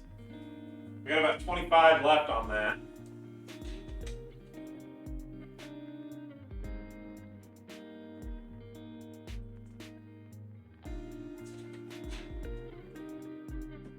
I may have to wait a little bit, just finish this one. Oh, because I need the big burner and the small burner for the next one.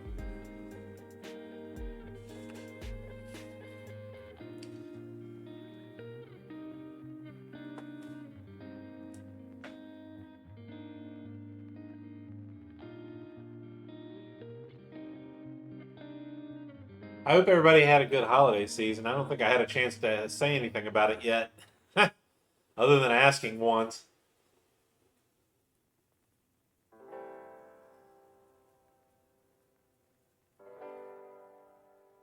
I know right now in India, I believe this week was Pongal.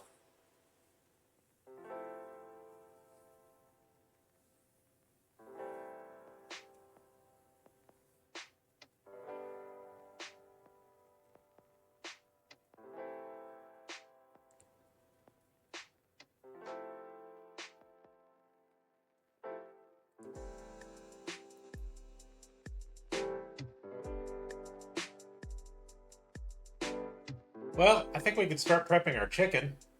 Let's come back over here.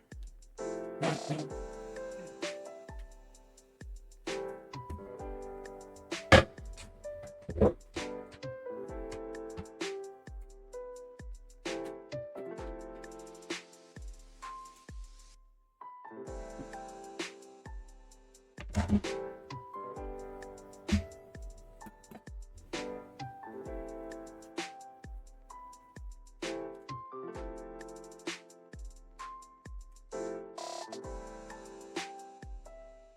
these are chicken thighs with dark meat.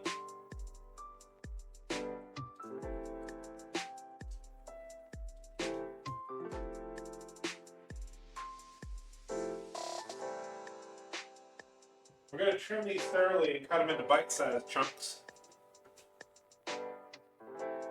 And I don't want any of the skin or fat left.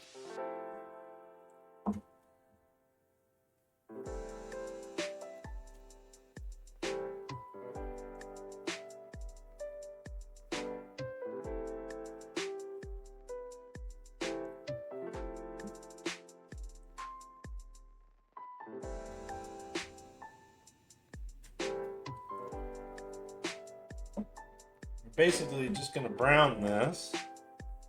Need to make sure it's nice and dry though. Otherwise it'll just turn gray on you.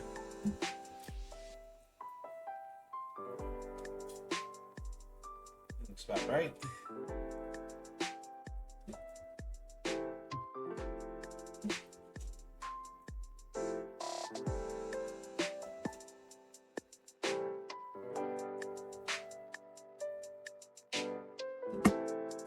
One.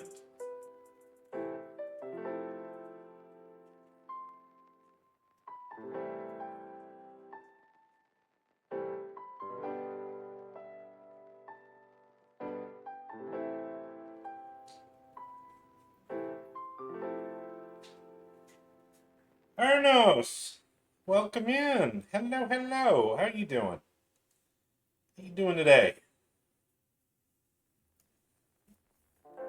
I hope work didn't get to you too much.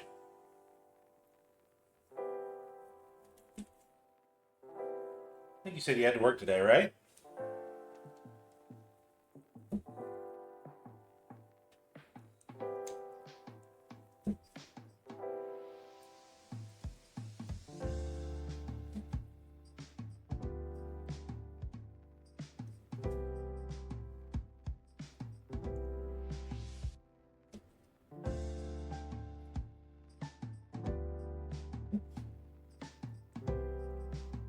Like this weekend, got to rest. Oh, okay. Okay, cool.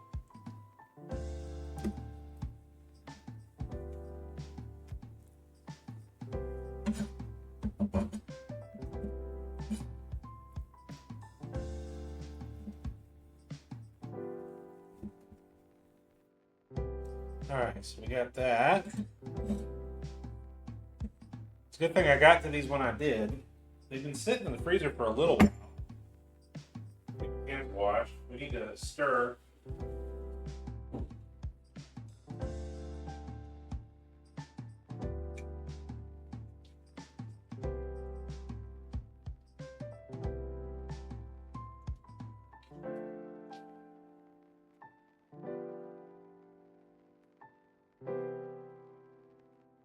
So I'm going to check on our pasta here. It's starting to puff up. Good.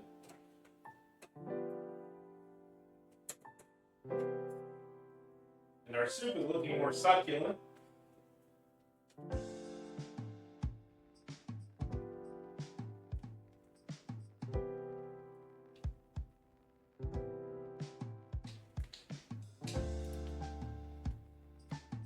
It's definitely got that particular smell to it. It smells wonderful.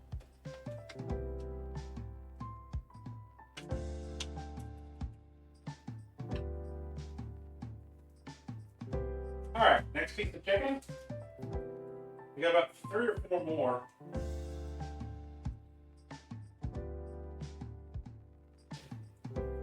We're not going to be making a ton of sauce because the sauce is really not very good for me.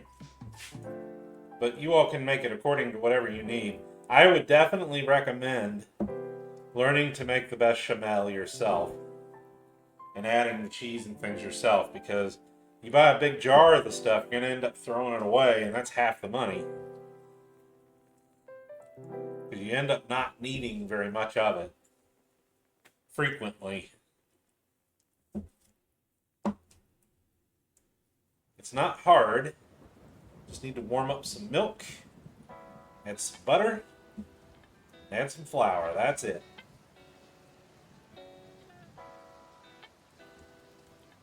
And then add your cheese when it starts thickening up.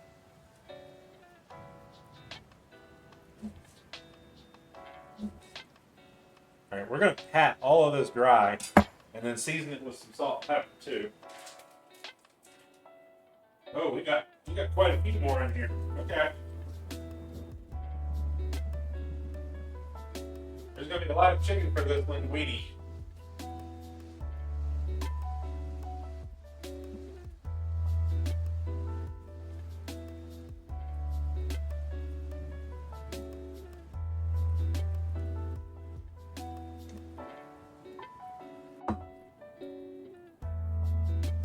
I really like using the thigh meat for as much as we can.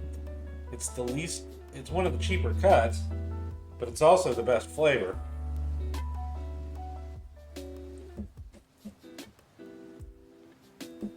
It's also more succulent.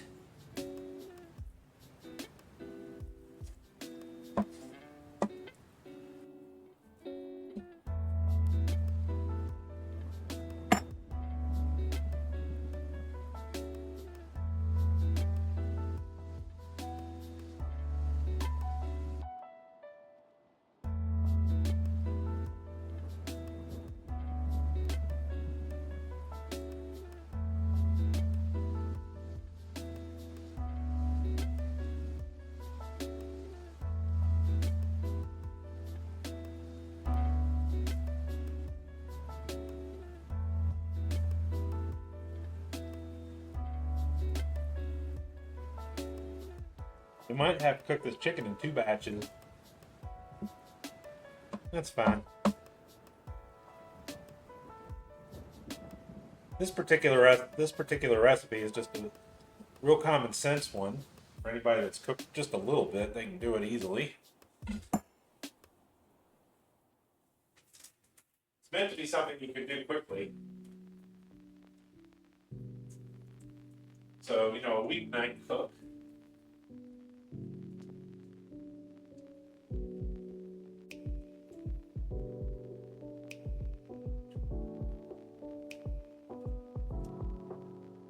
Satisfying what?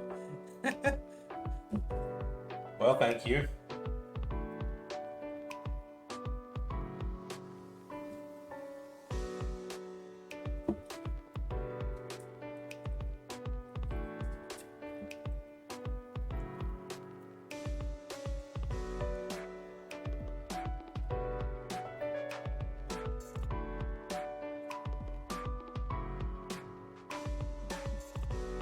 Old knife here seems to like the chicken. I don't know why.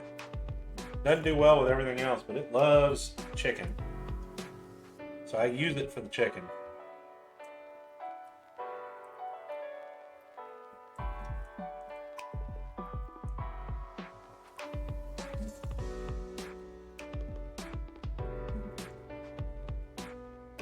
There we go. It's about a pound right there.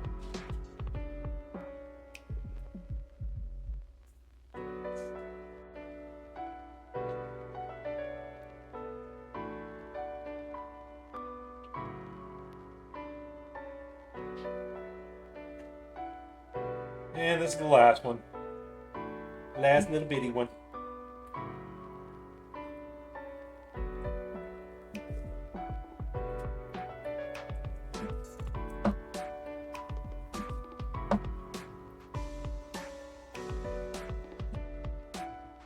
All right.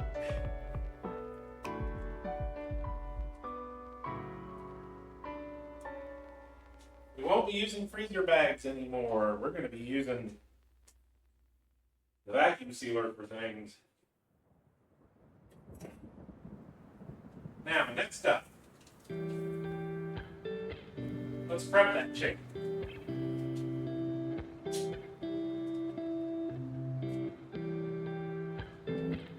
As soon as I check on our soup,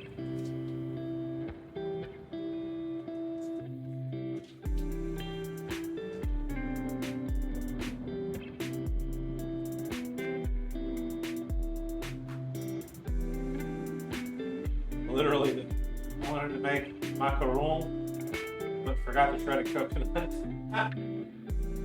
Oops. We got about 14 minutes left on the soup, but I am going to check the potatoes and see if they're done. Our shells are about finished. Let me pull those out. It's been about 10-12 minutes. I don't really know how old they are. They aren't that big or anything, but they were pretty old. That is definitely enough for 2 days. I'm gonna rinse them off.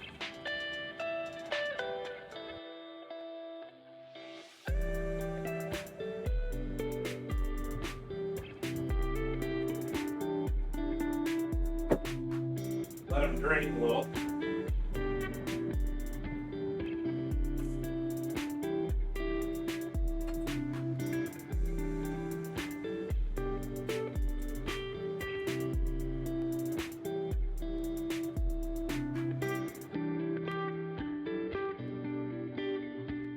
Soup has cooked down just a little bit.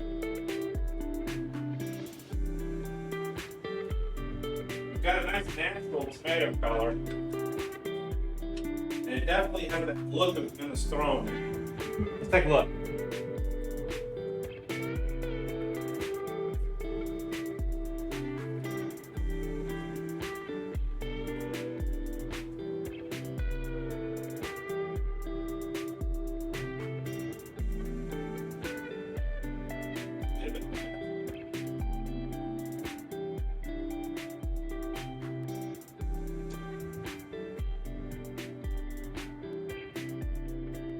Here's how you check the potatoes. So just kind of grab your spoon there. And, oh, it went right through. We're done. That is it.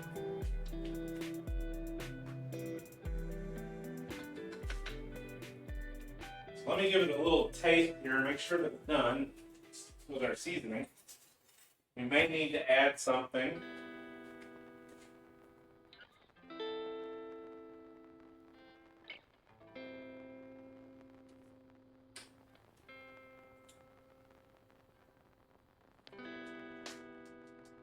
Nope. Nope, that's perfect. So we will pull that off. And we will get started on this next one here.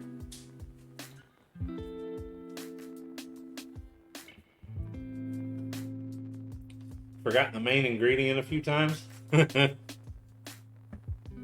can tell you that I made a mistake.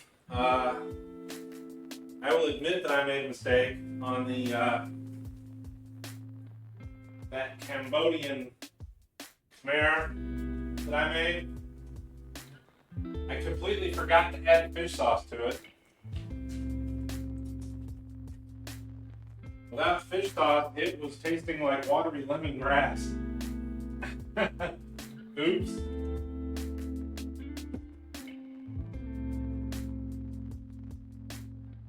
All right. What the heck was that?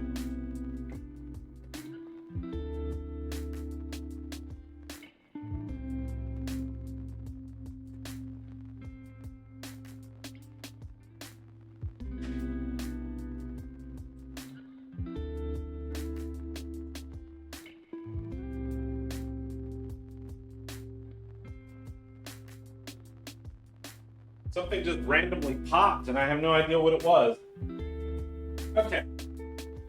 So let's get our chicken dried up and seasoned.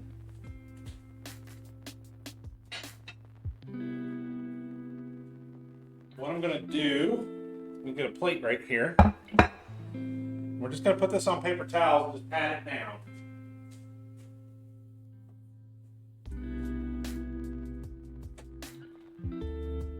Since it was frozen originally, it might harbor some things, like ice in the middle, but it doesn't feel like it's cold. It feels like it's really reached room temperature like it should be, which is fine. That's what we wanted, but we don't want it wet.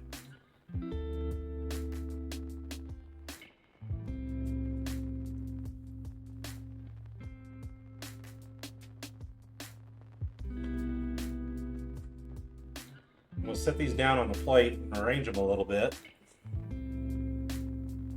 That way when we go to put our salt and pepper down,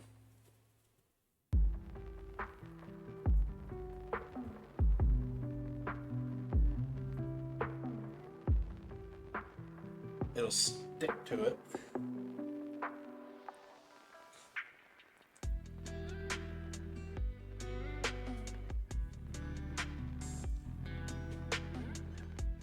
Surprise popcorn.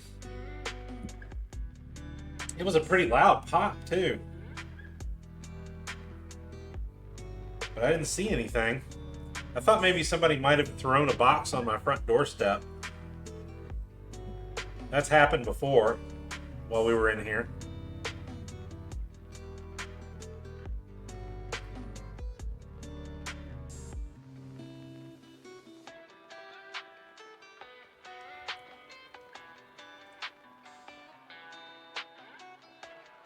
I know this takes a little bit of a time and it's annoying, but you should do it.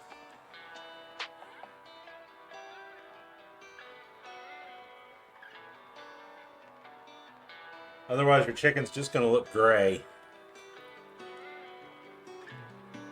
We need to make sure that we get the pan hot enough too.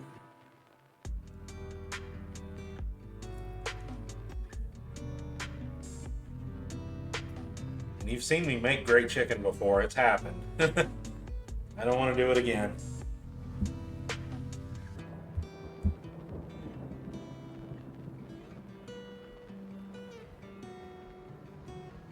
And it's a lot easier to do with this kind of chicken with the thighs and all because they're already dark meat.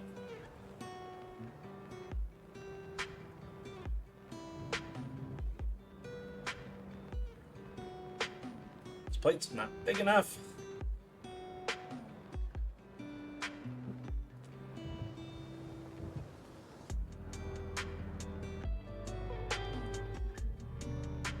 I'll go get another one.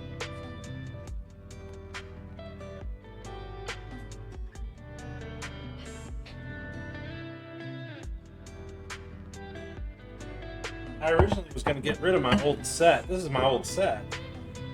But it turns out I ended up using it for the actual cooking stuff for quite often. So I'm just leaving them on the table over there.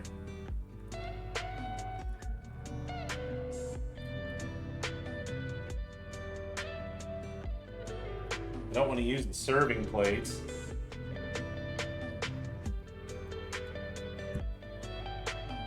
Improvise ingredients. Banana bread switched out something and used snow caps instead of chocolate chips.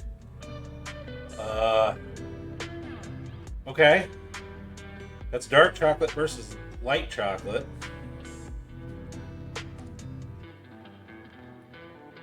How'd that come out?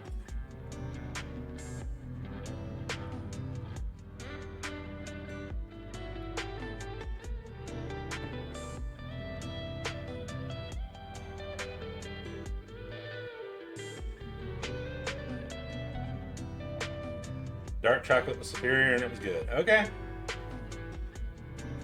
Some things are not meant to have dark chocolate. That's why I asked.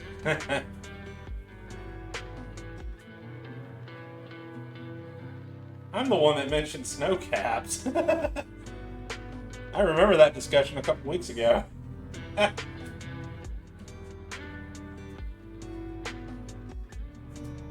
don't really see them anymore. Okay, there's our chicken.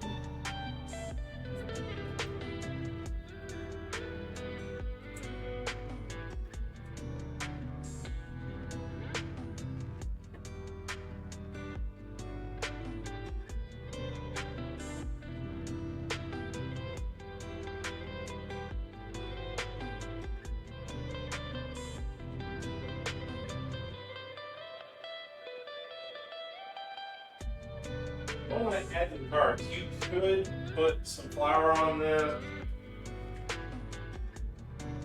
salt them and everything. Sprinkles aren't a flavoring thing for us, they're just a decoration.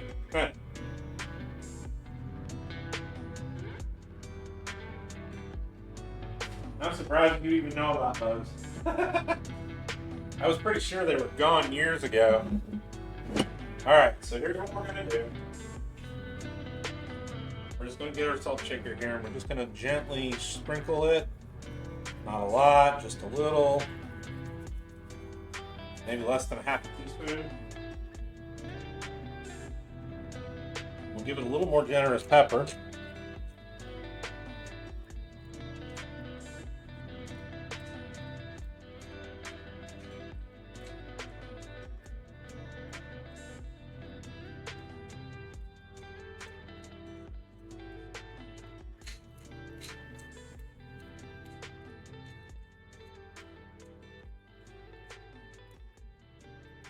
All right, here we go. Ooh. So phase one today, we get the chicken cooked and we get it nice and brown. Hopefully it doesn't turn gray on us. Phase two is getting our broccoli done and steamed. And phase three is getting our pasta done. So this is not a big deal. We should be able to handle this pretty quickly.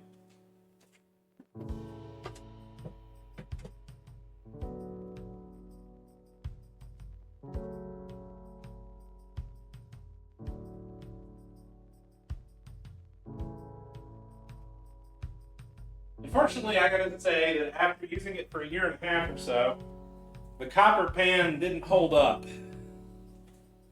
You see them around in grocery stores, they're usually not popular. No, they're not. Some people don't like them for some reason. You can see that we managed to scorch a little bit in there, and if I try to clean it, it just sticks. So, if you want one to last long term, this isn't gonna do it, unfortunately.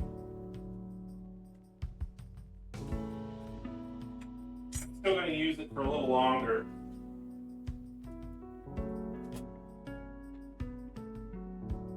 It's a big pan and I need a big one.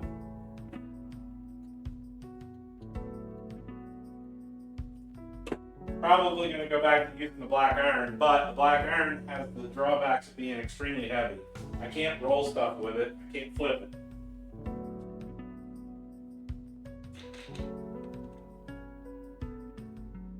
Very. Now,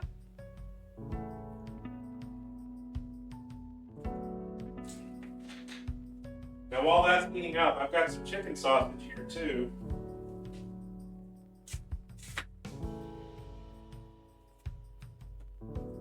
I'm going to cut 2 of those.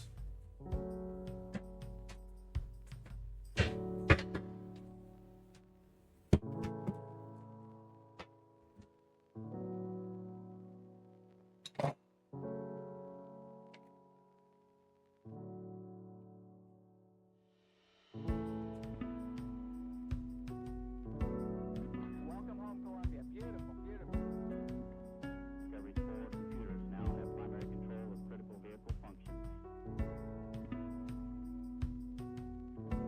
Liftoff of mission 41B, the first flight of the orbiter Discovery. And We use alcohol flavor. Yeah, that's true.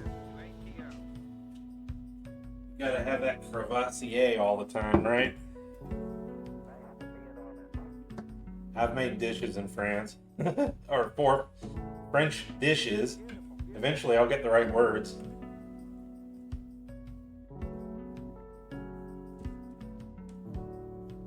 Cognac.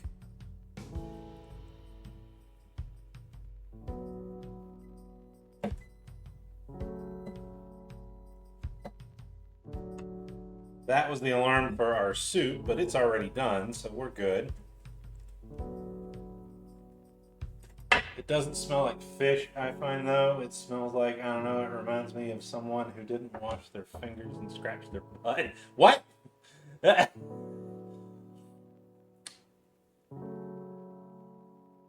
Wine for meats and sauces, but also Grand Marnier for the crepes. Yeah, okay. Yeah, and rum, yeah. Okay. So we've got chicken and we got sausage. I'm going to get it heated up to about a medium high here to the point where the oil's about smoking. I'm not going to use a lot of sausage, just 2 of them. I'll shrink wrap the other 2 and put them up. We still need to make our bechamel as well. I could probably start warming up the milk slowly.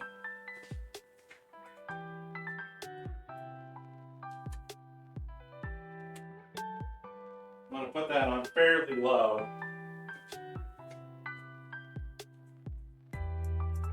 And we're just eyeballing it.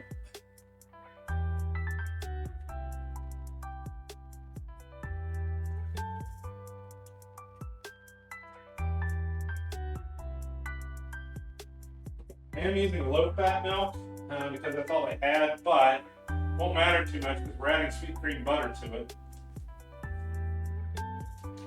That'll put the fat right back in it.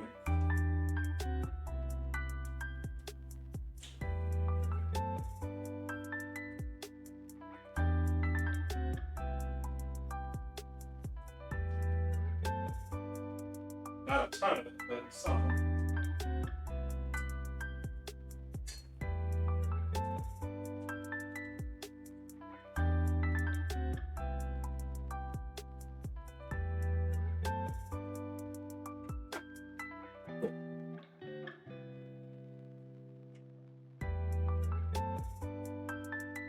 Whew.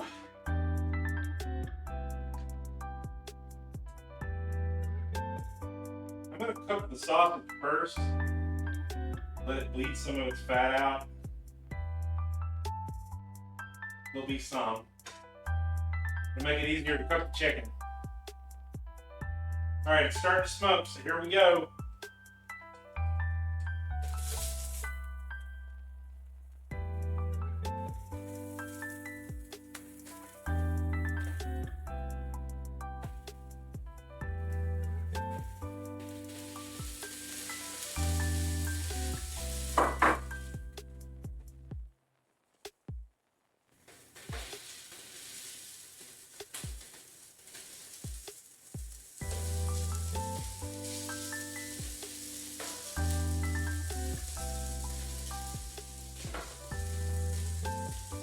I'm going to go a little hotter.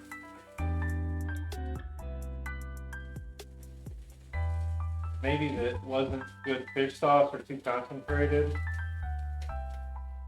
Okay. Sounds like it's old.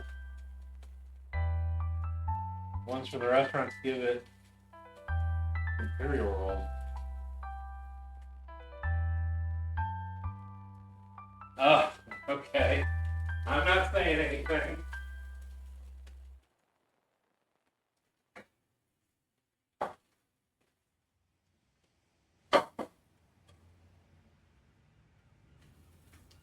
I am beyond experienced with the smell factor. And I'm not getting into that discussion.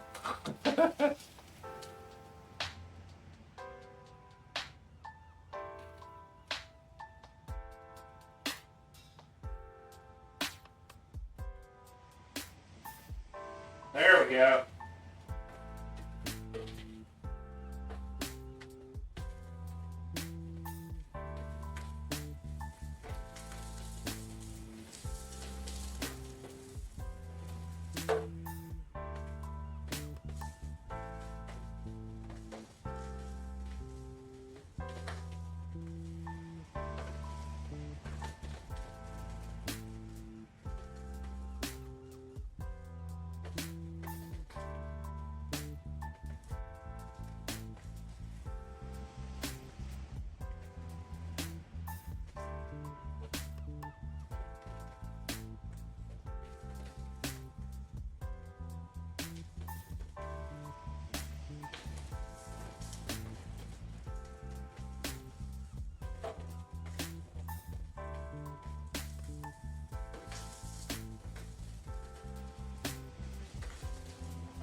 Just a little bit of char.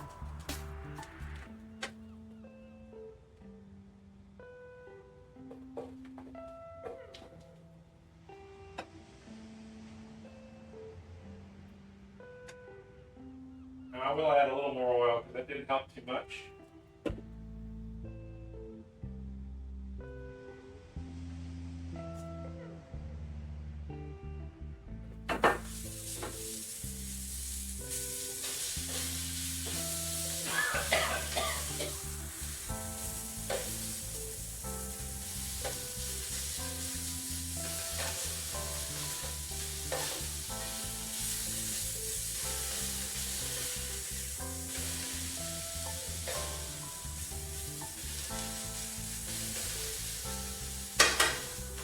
not going to overcrowd the pan, so we're just going to let that first one cook and then the second one.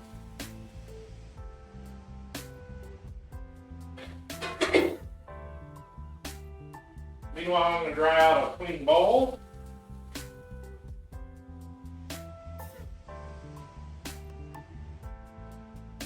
You smell it? No, you don't.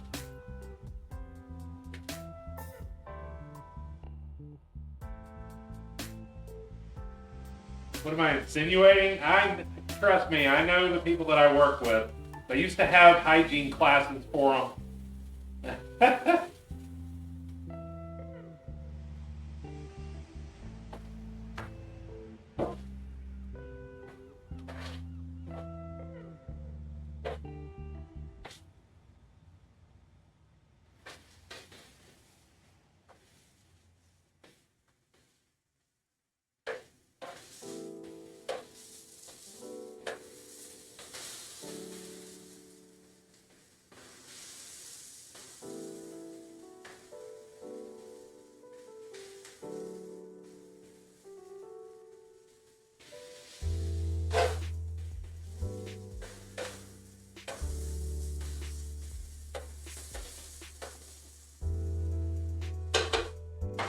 Remember, I can't see the monitor from the stove. You hope you never have to talk to their employees. It would be bad in the food industry. Yeah, it would. Luckily, I don't work in the food industry.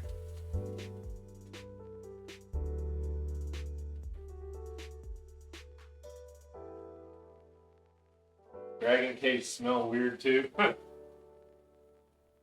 What are you insinuating, huh?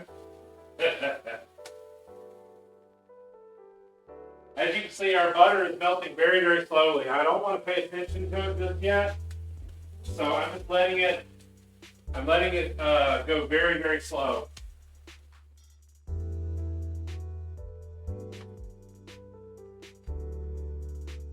I don't want to touch that until the other things are done.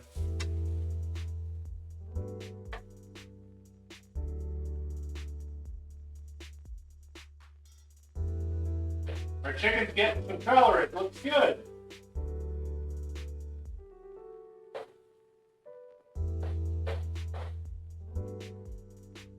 That's exactly what we want, right there.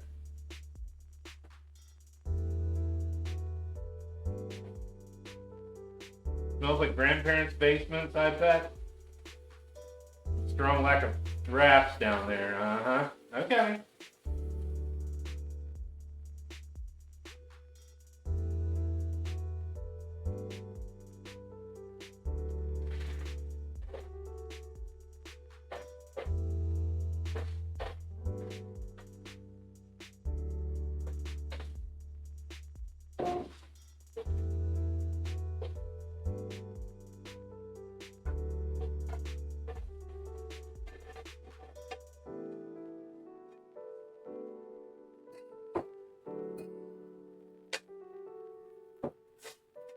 I was thinking about trying to make some char siu last night, but then I looked at the salt content. Sorry, folks, we're not making any Korean barbecue.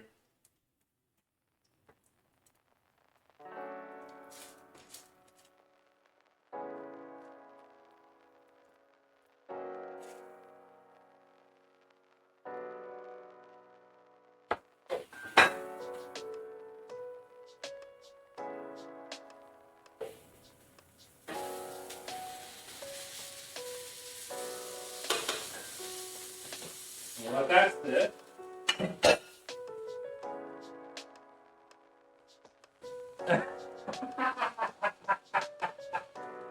I'm not judging you.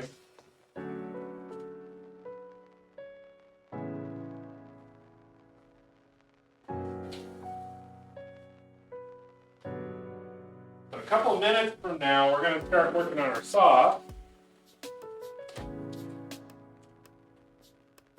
And I think we can probably start working on the broccoli too.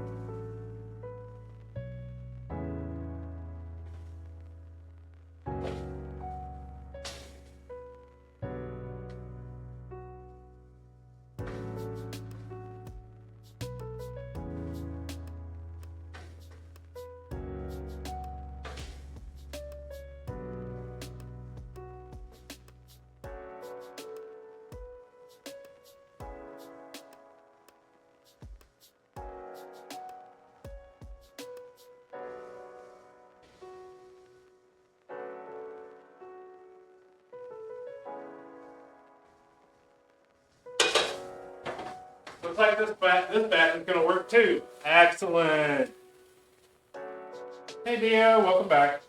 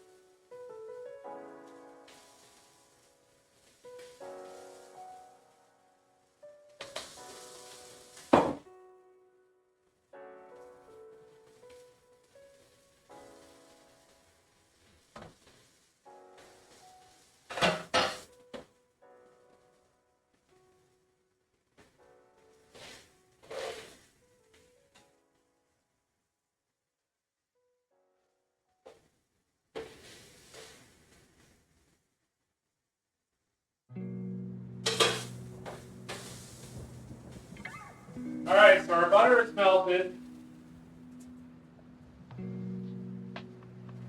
Our chicken's almost done.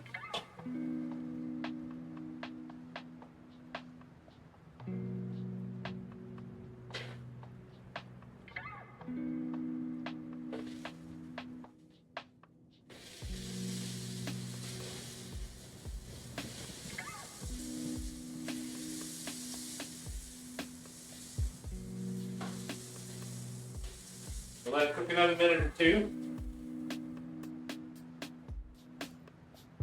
Hey Ember, welcome in. Hello, hello.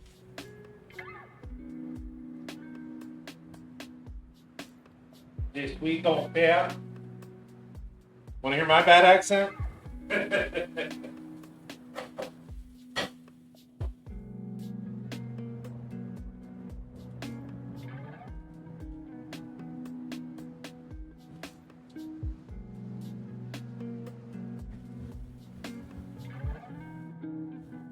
Welcome in, Ember. How are you today?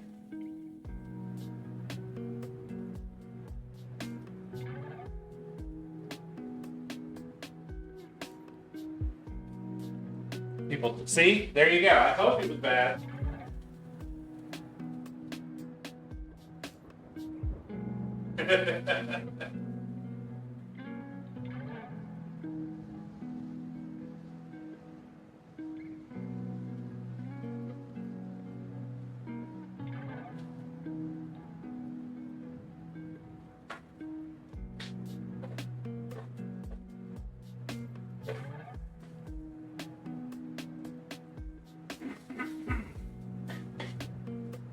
All right, so we got a nice light golden brown here. Don't want to do too much more, it'll start getting tough. All right.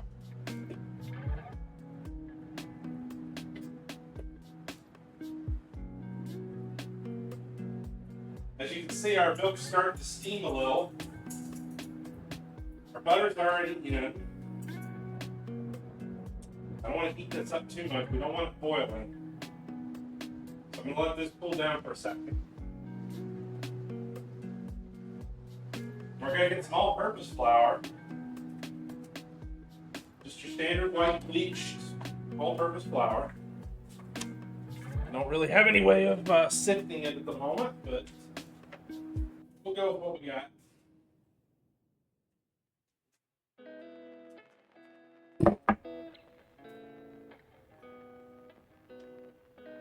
One of the best I know among my known. Really?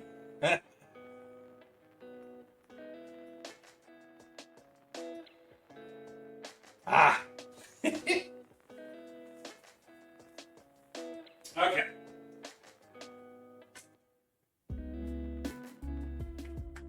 We've got to slowly mix this in.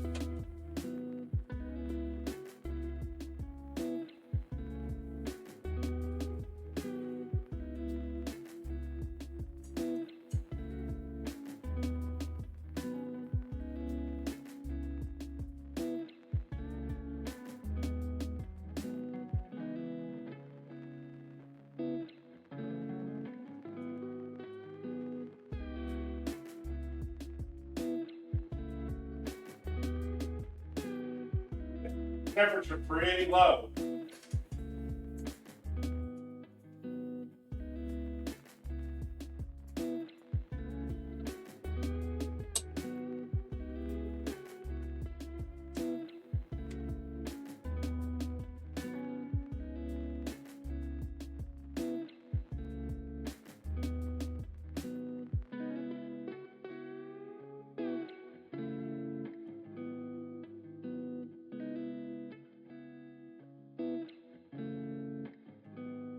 All right, it's starting to thicken up.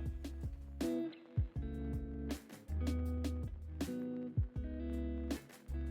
don't want it to be super thick.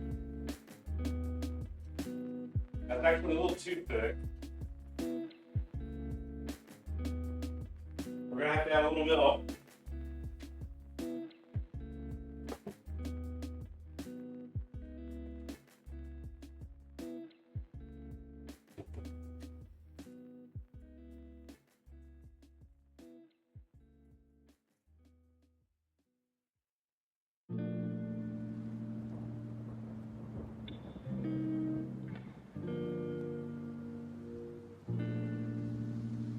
Start adding our Parmesan now.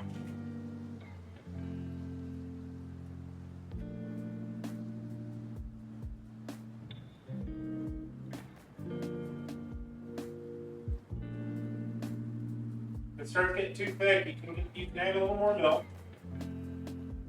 Remember, this is pasta sauce, not cheese sauce.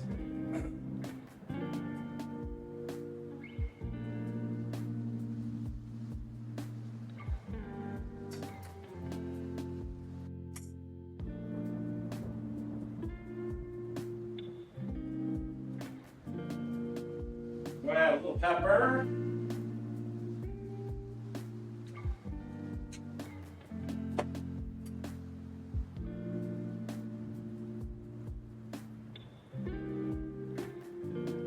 It still seems a little thick to me. I'm going to add a little more milk.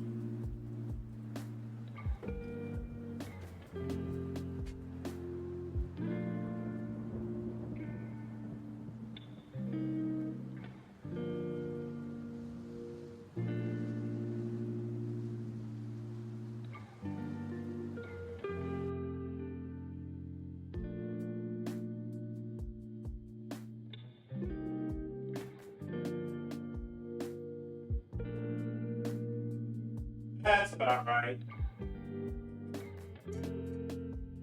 So we're going to set this on the side here. Now we've got our sauce. Now we need to make our last two ingredients.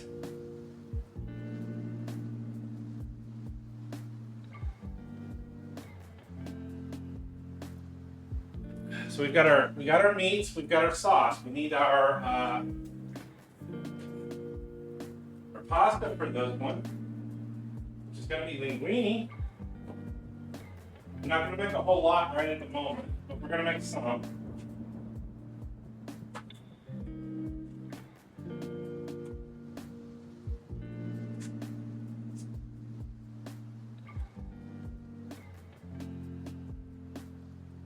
And then we'll get our broccoli.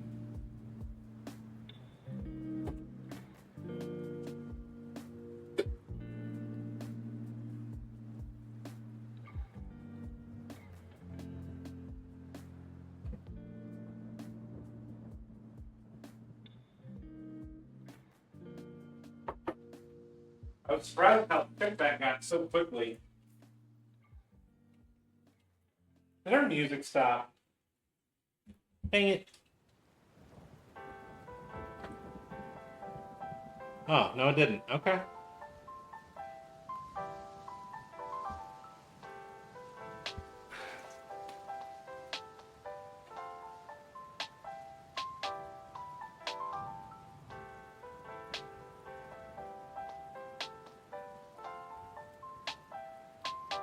Alright, again, same thing. We're going to add a little salt, a little oil to the water, and get it up to boiling.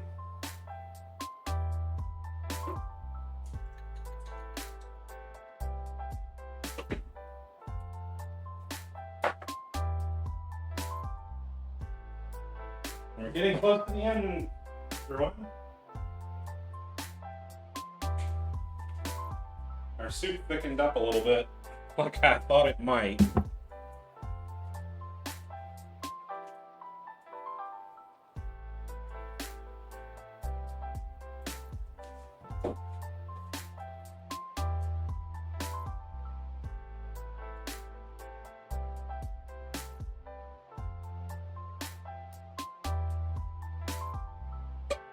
Said I'm not adding all the pasta in right now.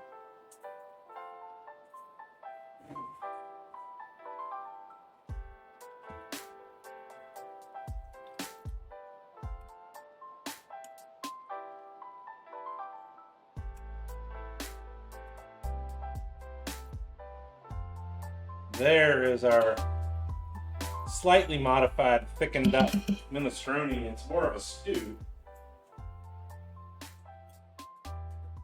Has a very nice flavor to it.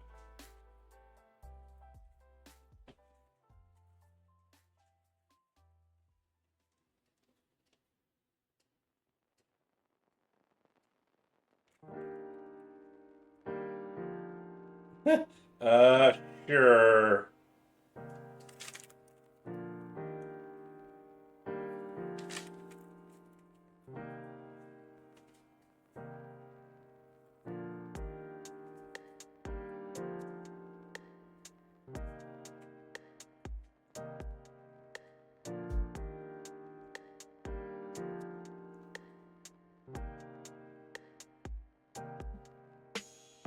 So there's our minestrone today.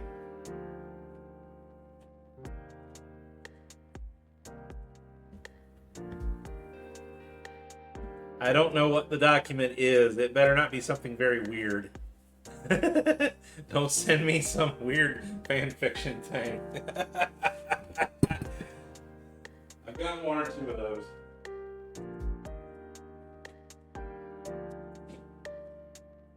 Ah.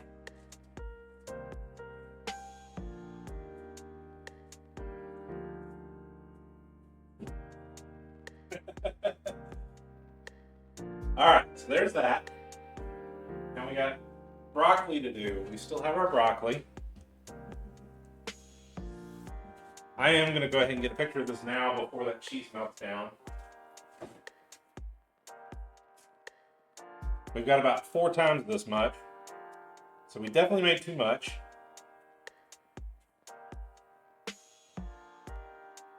But we'll see. That one is acceptable for my coworkers because they're all vegetarian.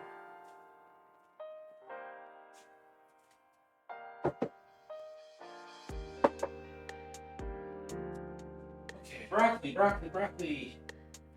Roger, 0J, and I feel fine. Discovery Houston, press to ATO.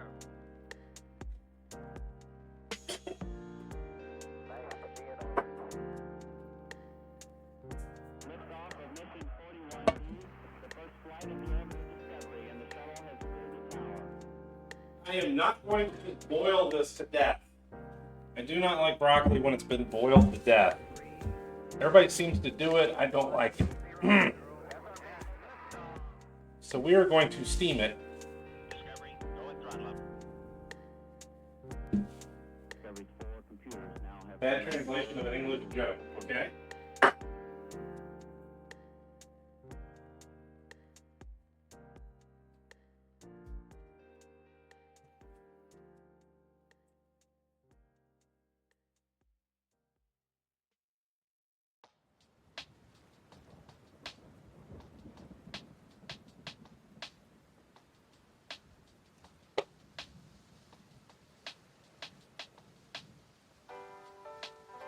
We're going to follow our little rules that we found out about broccoli a while back. We're going to cut them into small florets, not cut them down the middle from the top. Break them apart so they don't come apart in big chunks.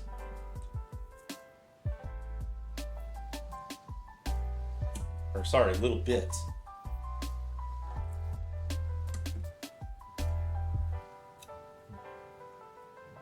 Just cut the stem. just pull them. See how it's not leaving a mess everywhere?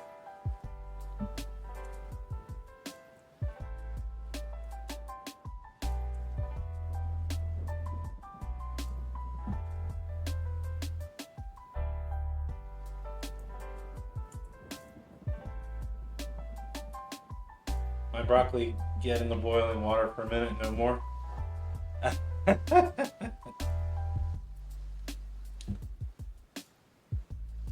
I'm going to do steamer basket for this because I'd like to keep it nice and dark green but also crunchy.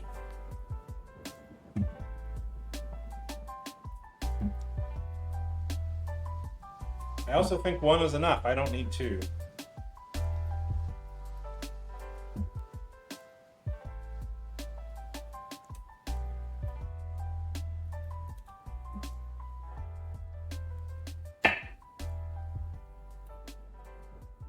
Not using the stalks for this one.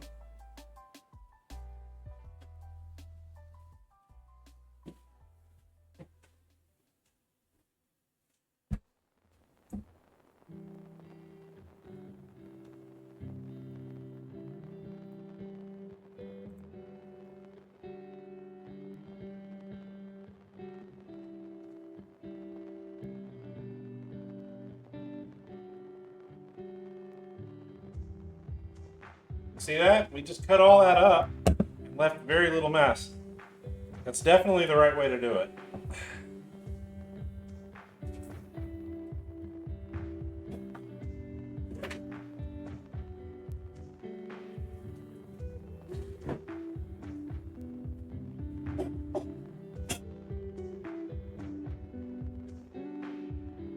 Water is getting close to boiling.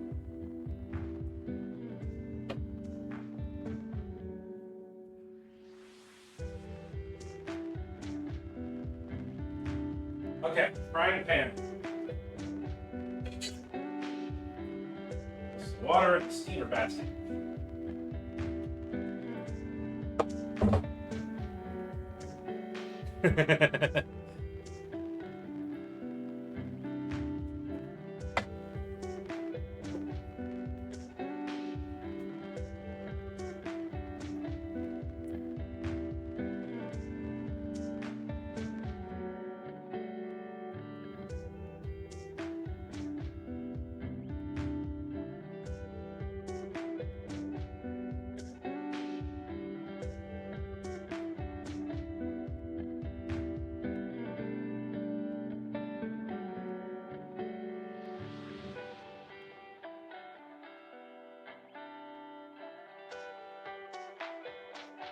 Never knew what these were when I was a kid.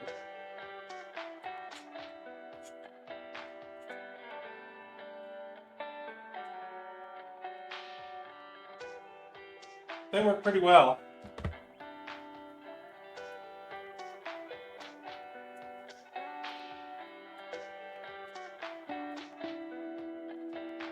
Got our flow going.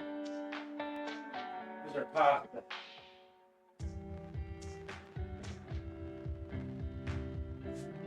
This isn't the flat wide wing. It's kind of more of a narrow side, but it'll work. I'm only going to make enough for 2 servings right now.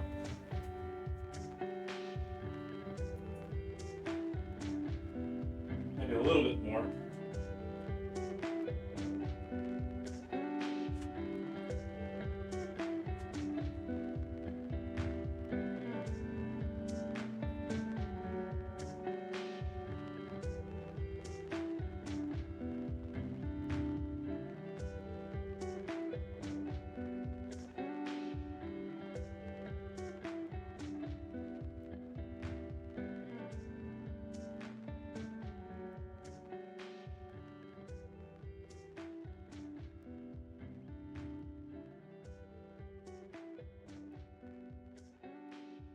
Start cooking in pretty quick.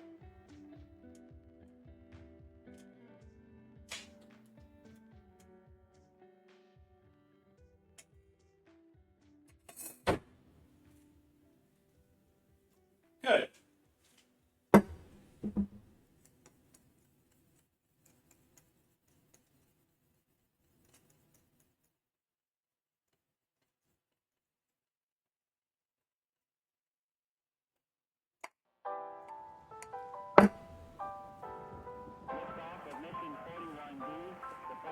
of the early discovery, and the shuttle has cleared the tower.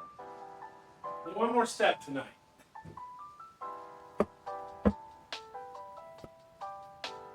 Discovery's 4 computers now have primary control of critical vehicle functions.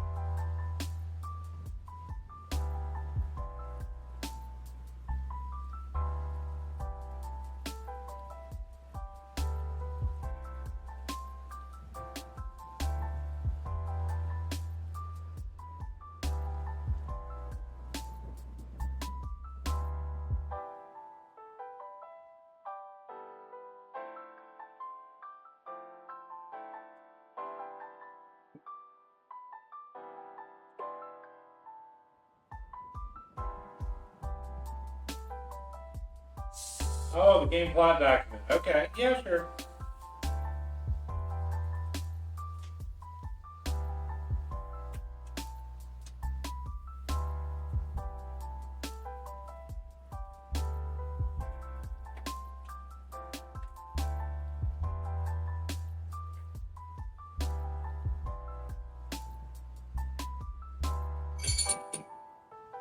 That's one small step for man, one giant leap for mankind.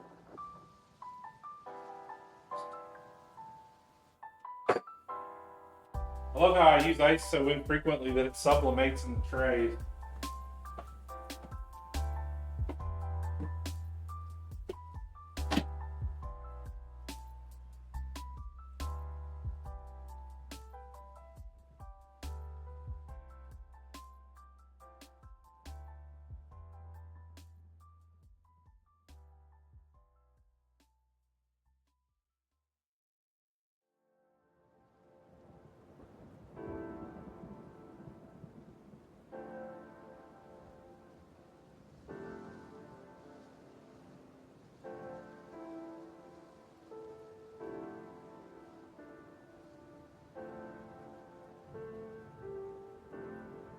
For anybody that might be at one of the cons this weekend, be careful. And it's really nice of you to lurk if you're lurking.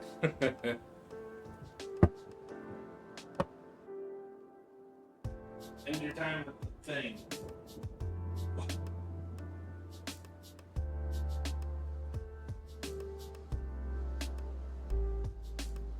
All right. Almost done.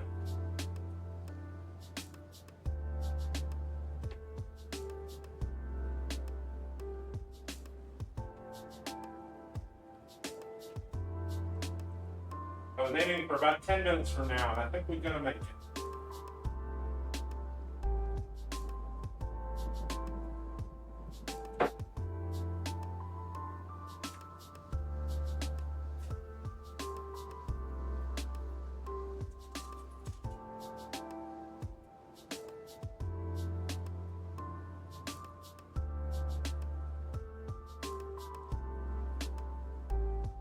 Now that we got broccoli in there, we need to cover it.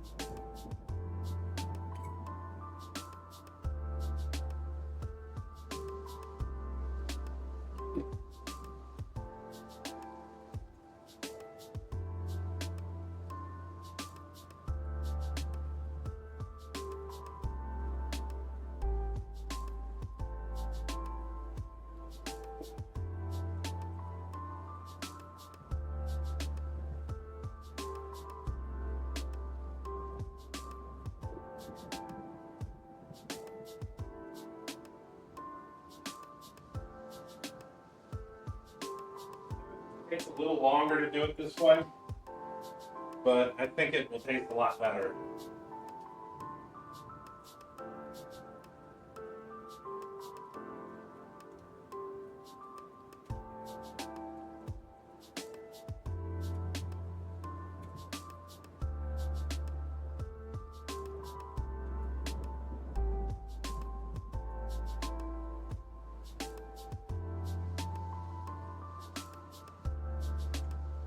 I mentioned that initial stir earlier, and then I forgot to do it on that one.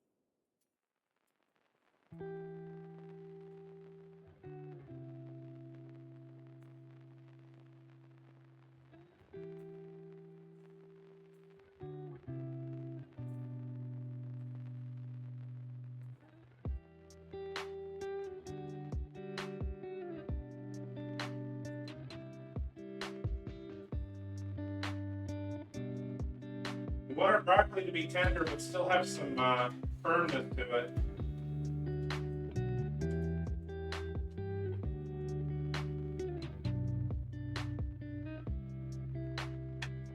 Let's keep an eye on.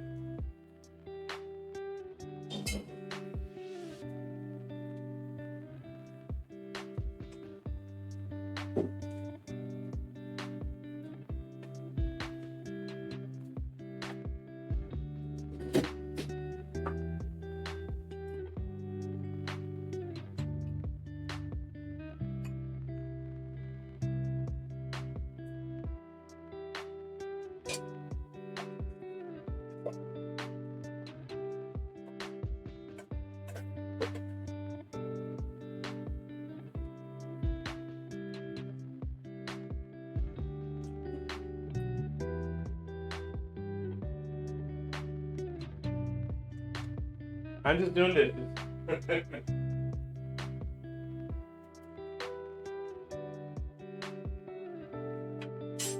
can keep. I forgot what time I put that in.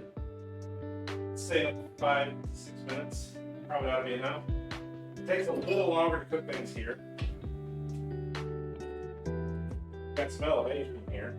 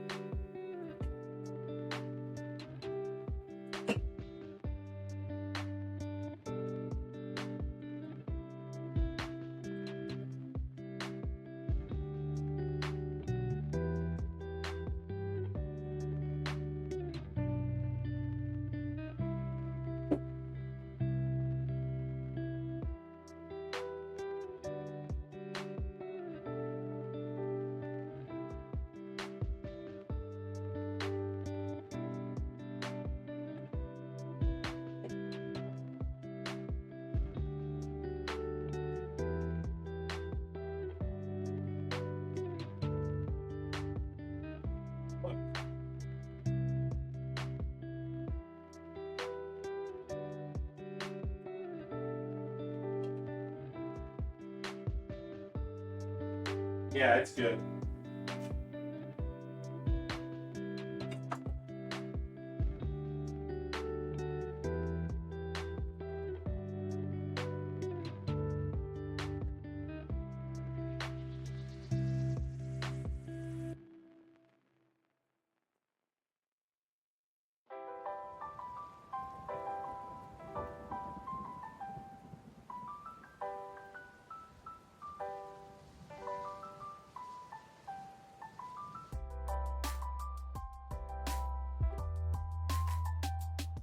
Whoops.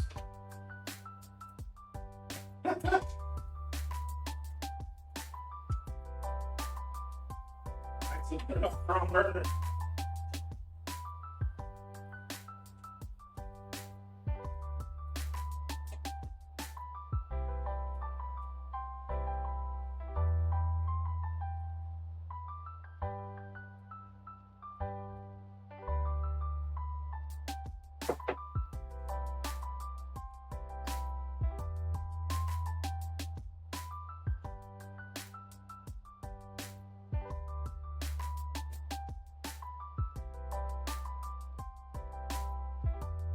Almost done, everyone.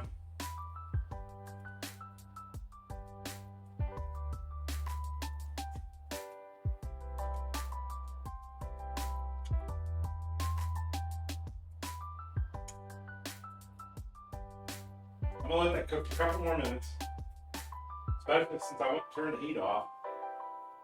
Whoops.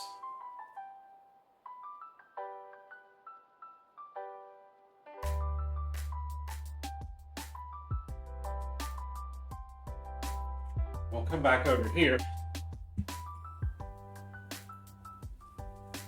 to our presentation for tonight. We've got our minestrone here. Got our sauce is thickening up again.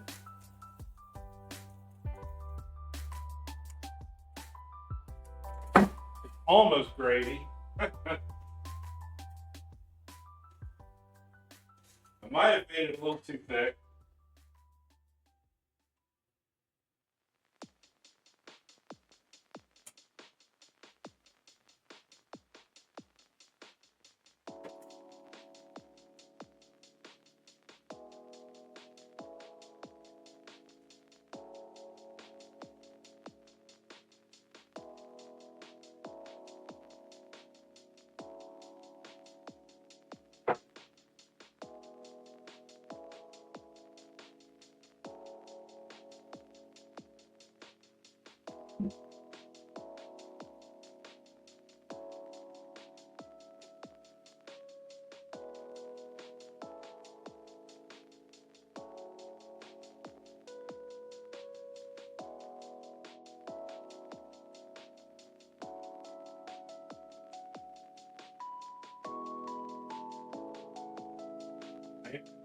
Down just a little bit.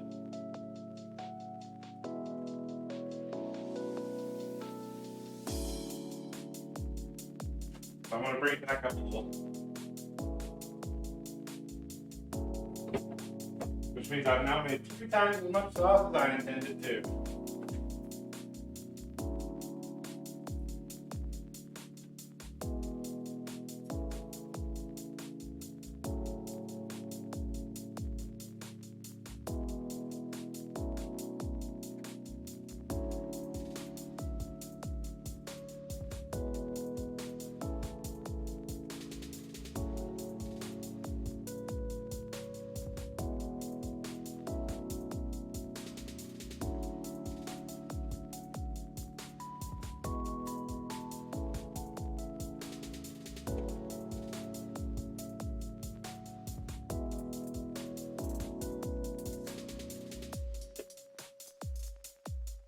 We'll let the residual heat heat that up.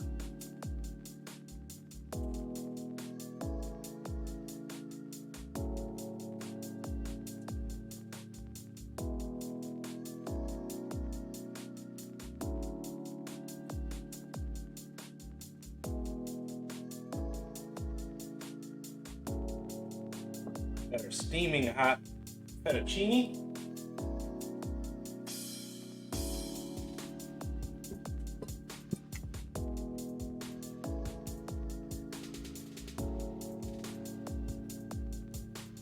Some of our chicken.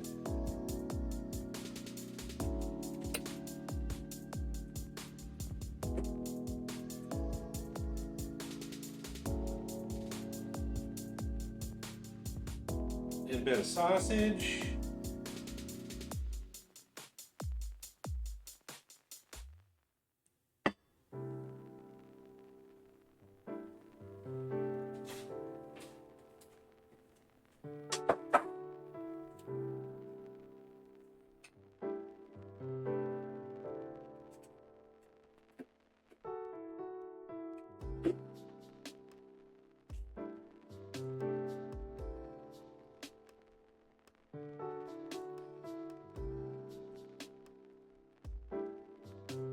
Some broccoli.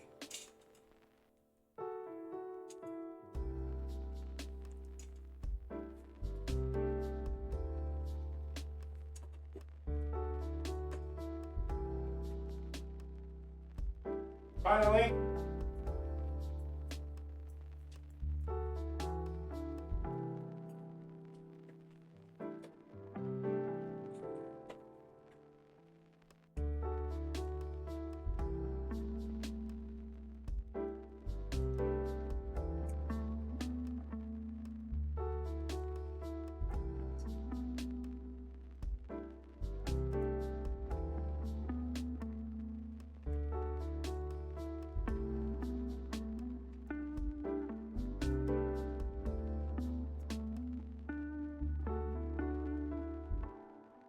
I am not commenting on any of that going on right now.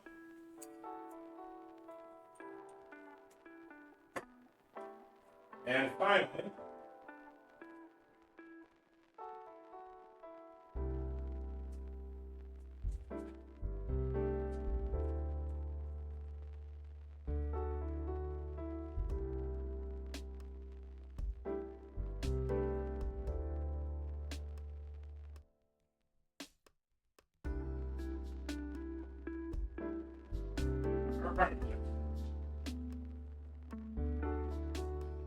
and there we go.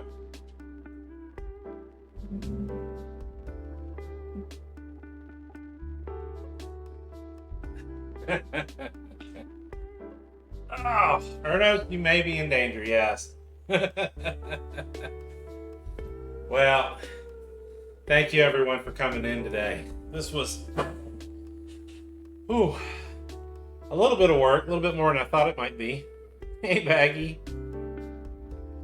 But I really appreciate everybody coming in today. I'm going to give both of these a little bit of a try, and we'll post the pictures, and if anybody wants me to, I can try and recreate the recipe for you. It's not a difficult one. That's one that you could probably do yourself, just a little. The only thing you really need to worry about is making the bechamel yourself. That's probably going to be a little bit thin because I didn't add any more cheese to it when I added the milk. But you add in a little bit, it'll keep it from being so salty too, in my case. So I'm going to head on out of here. Let's see. Thank you for being here, Flair. And I always appreciate everybody helping. And Jindal, thank you so much for the raid as well. I really appreciate that. Thank you for being here to help. And Dio, you too. And Panda, thank you for being here to help too. So let's see if there's somebody out there to raid right now. Oh my gosh. Oh, there's several on. Let's see. Happens like that. That looks a little bit on the chill side. Let's try that one. Been a little while. Yeah, I know Fuse is on.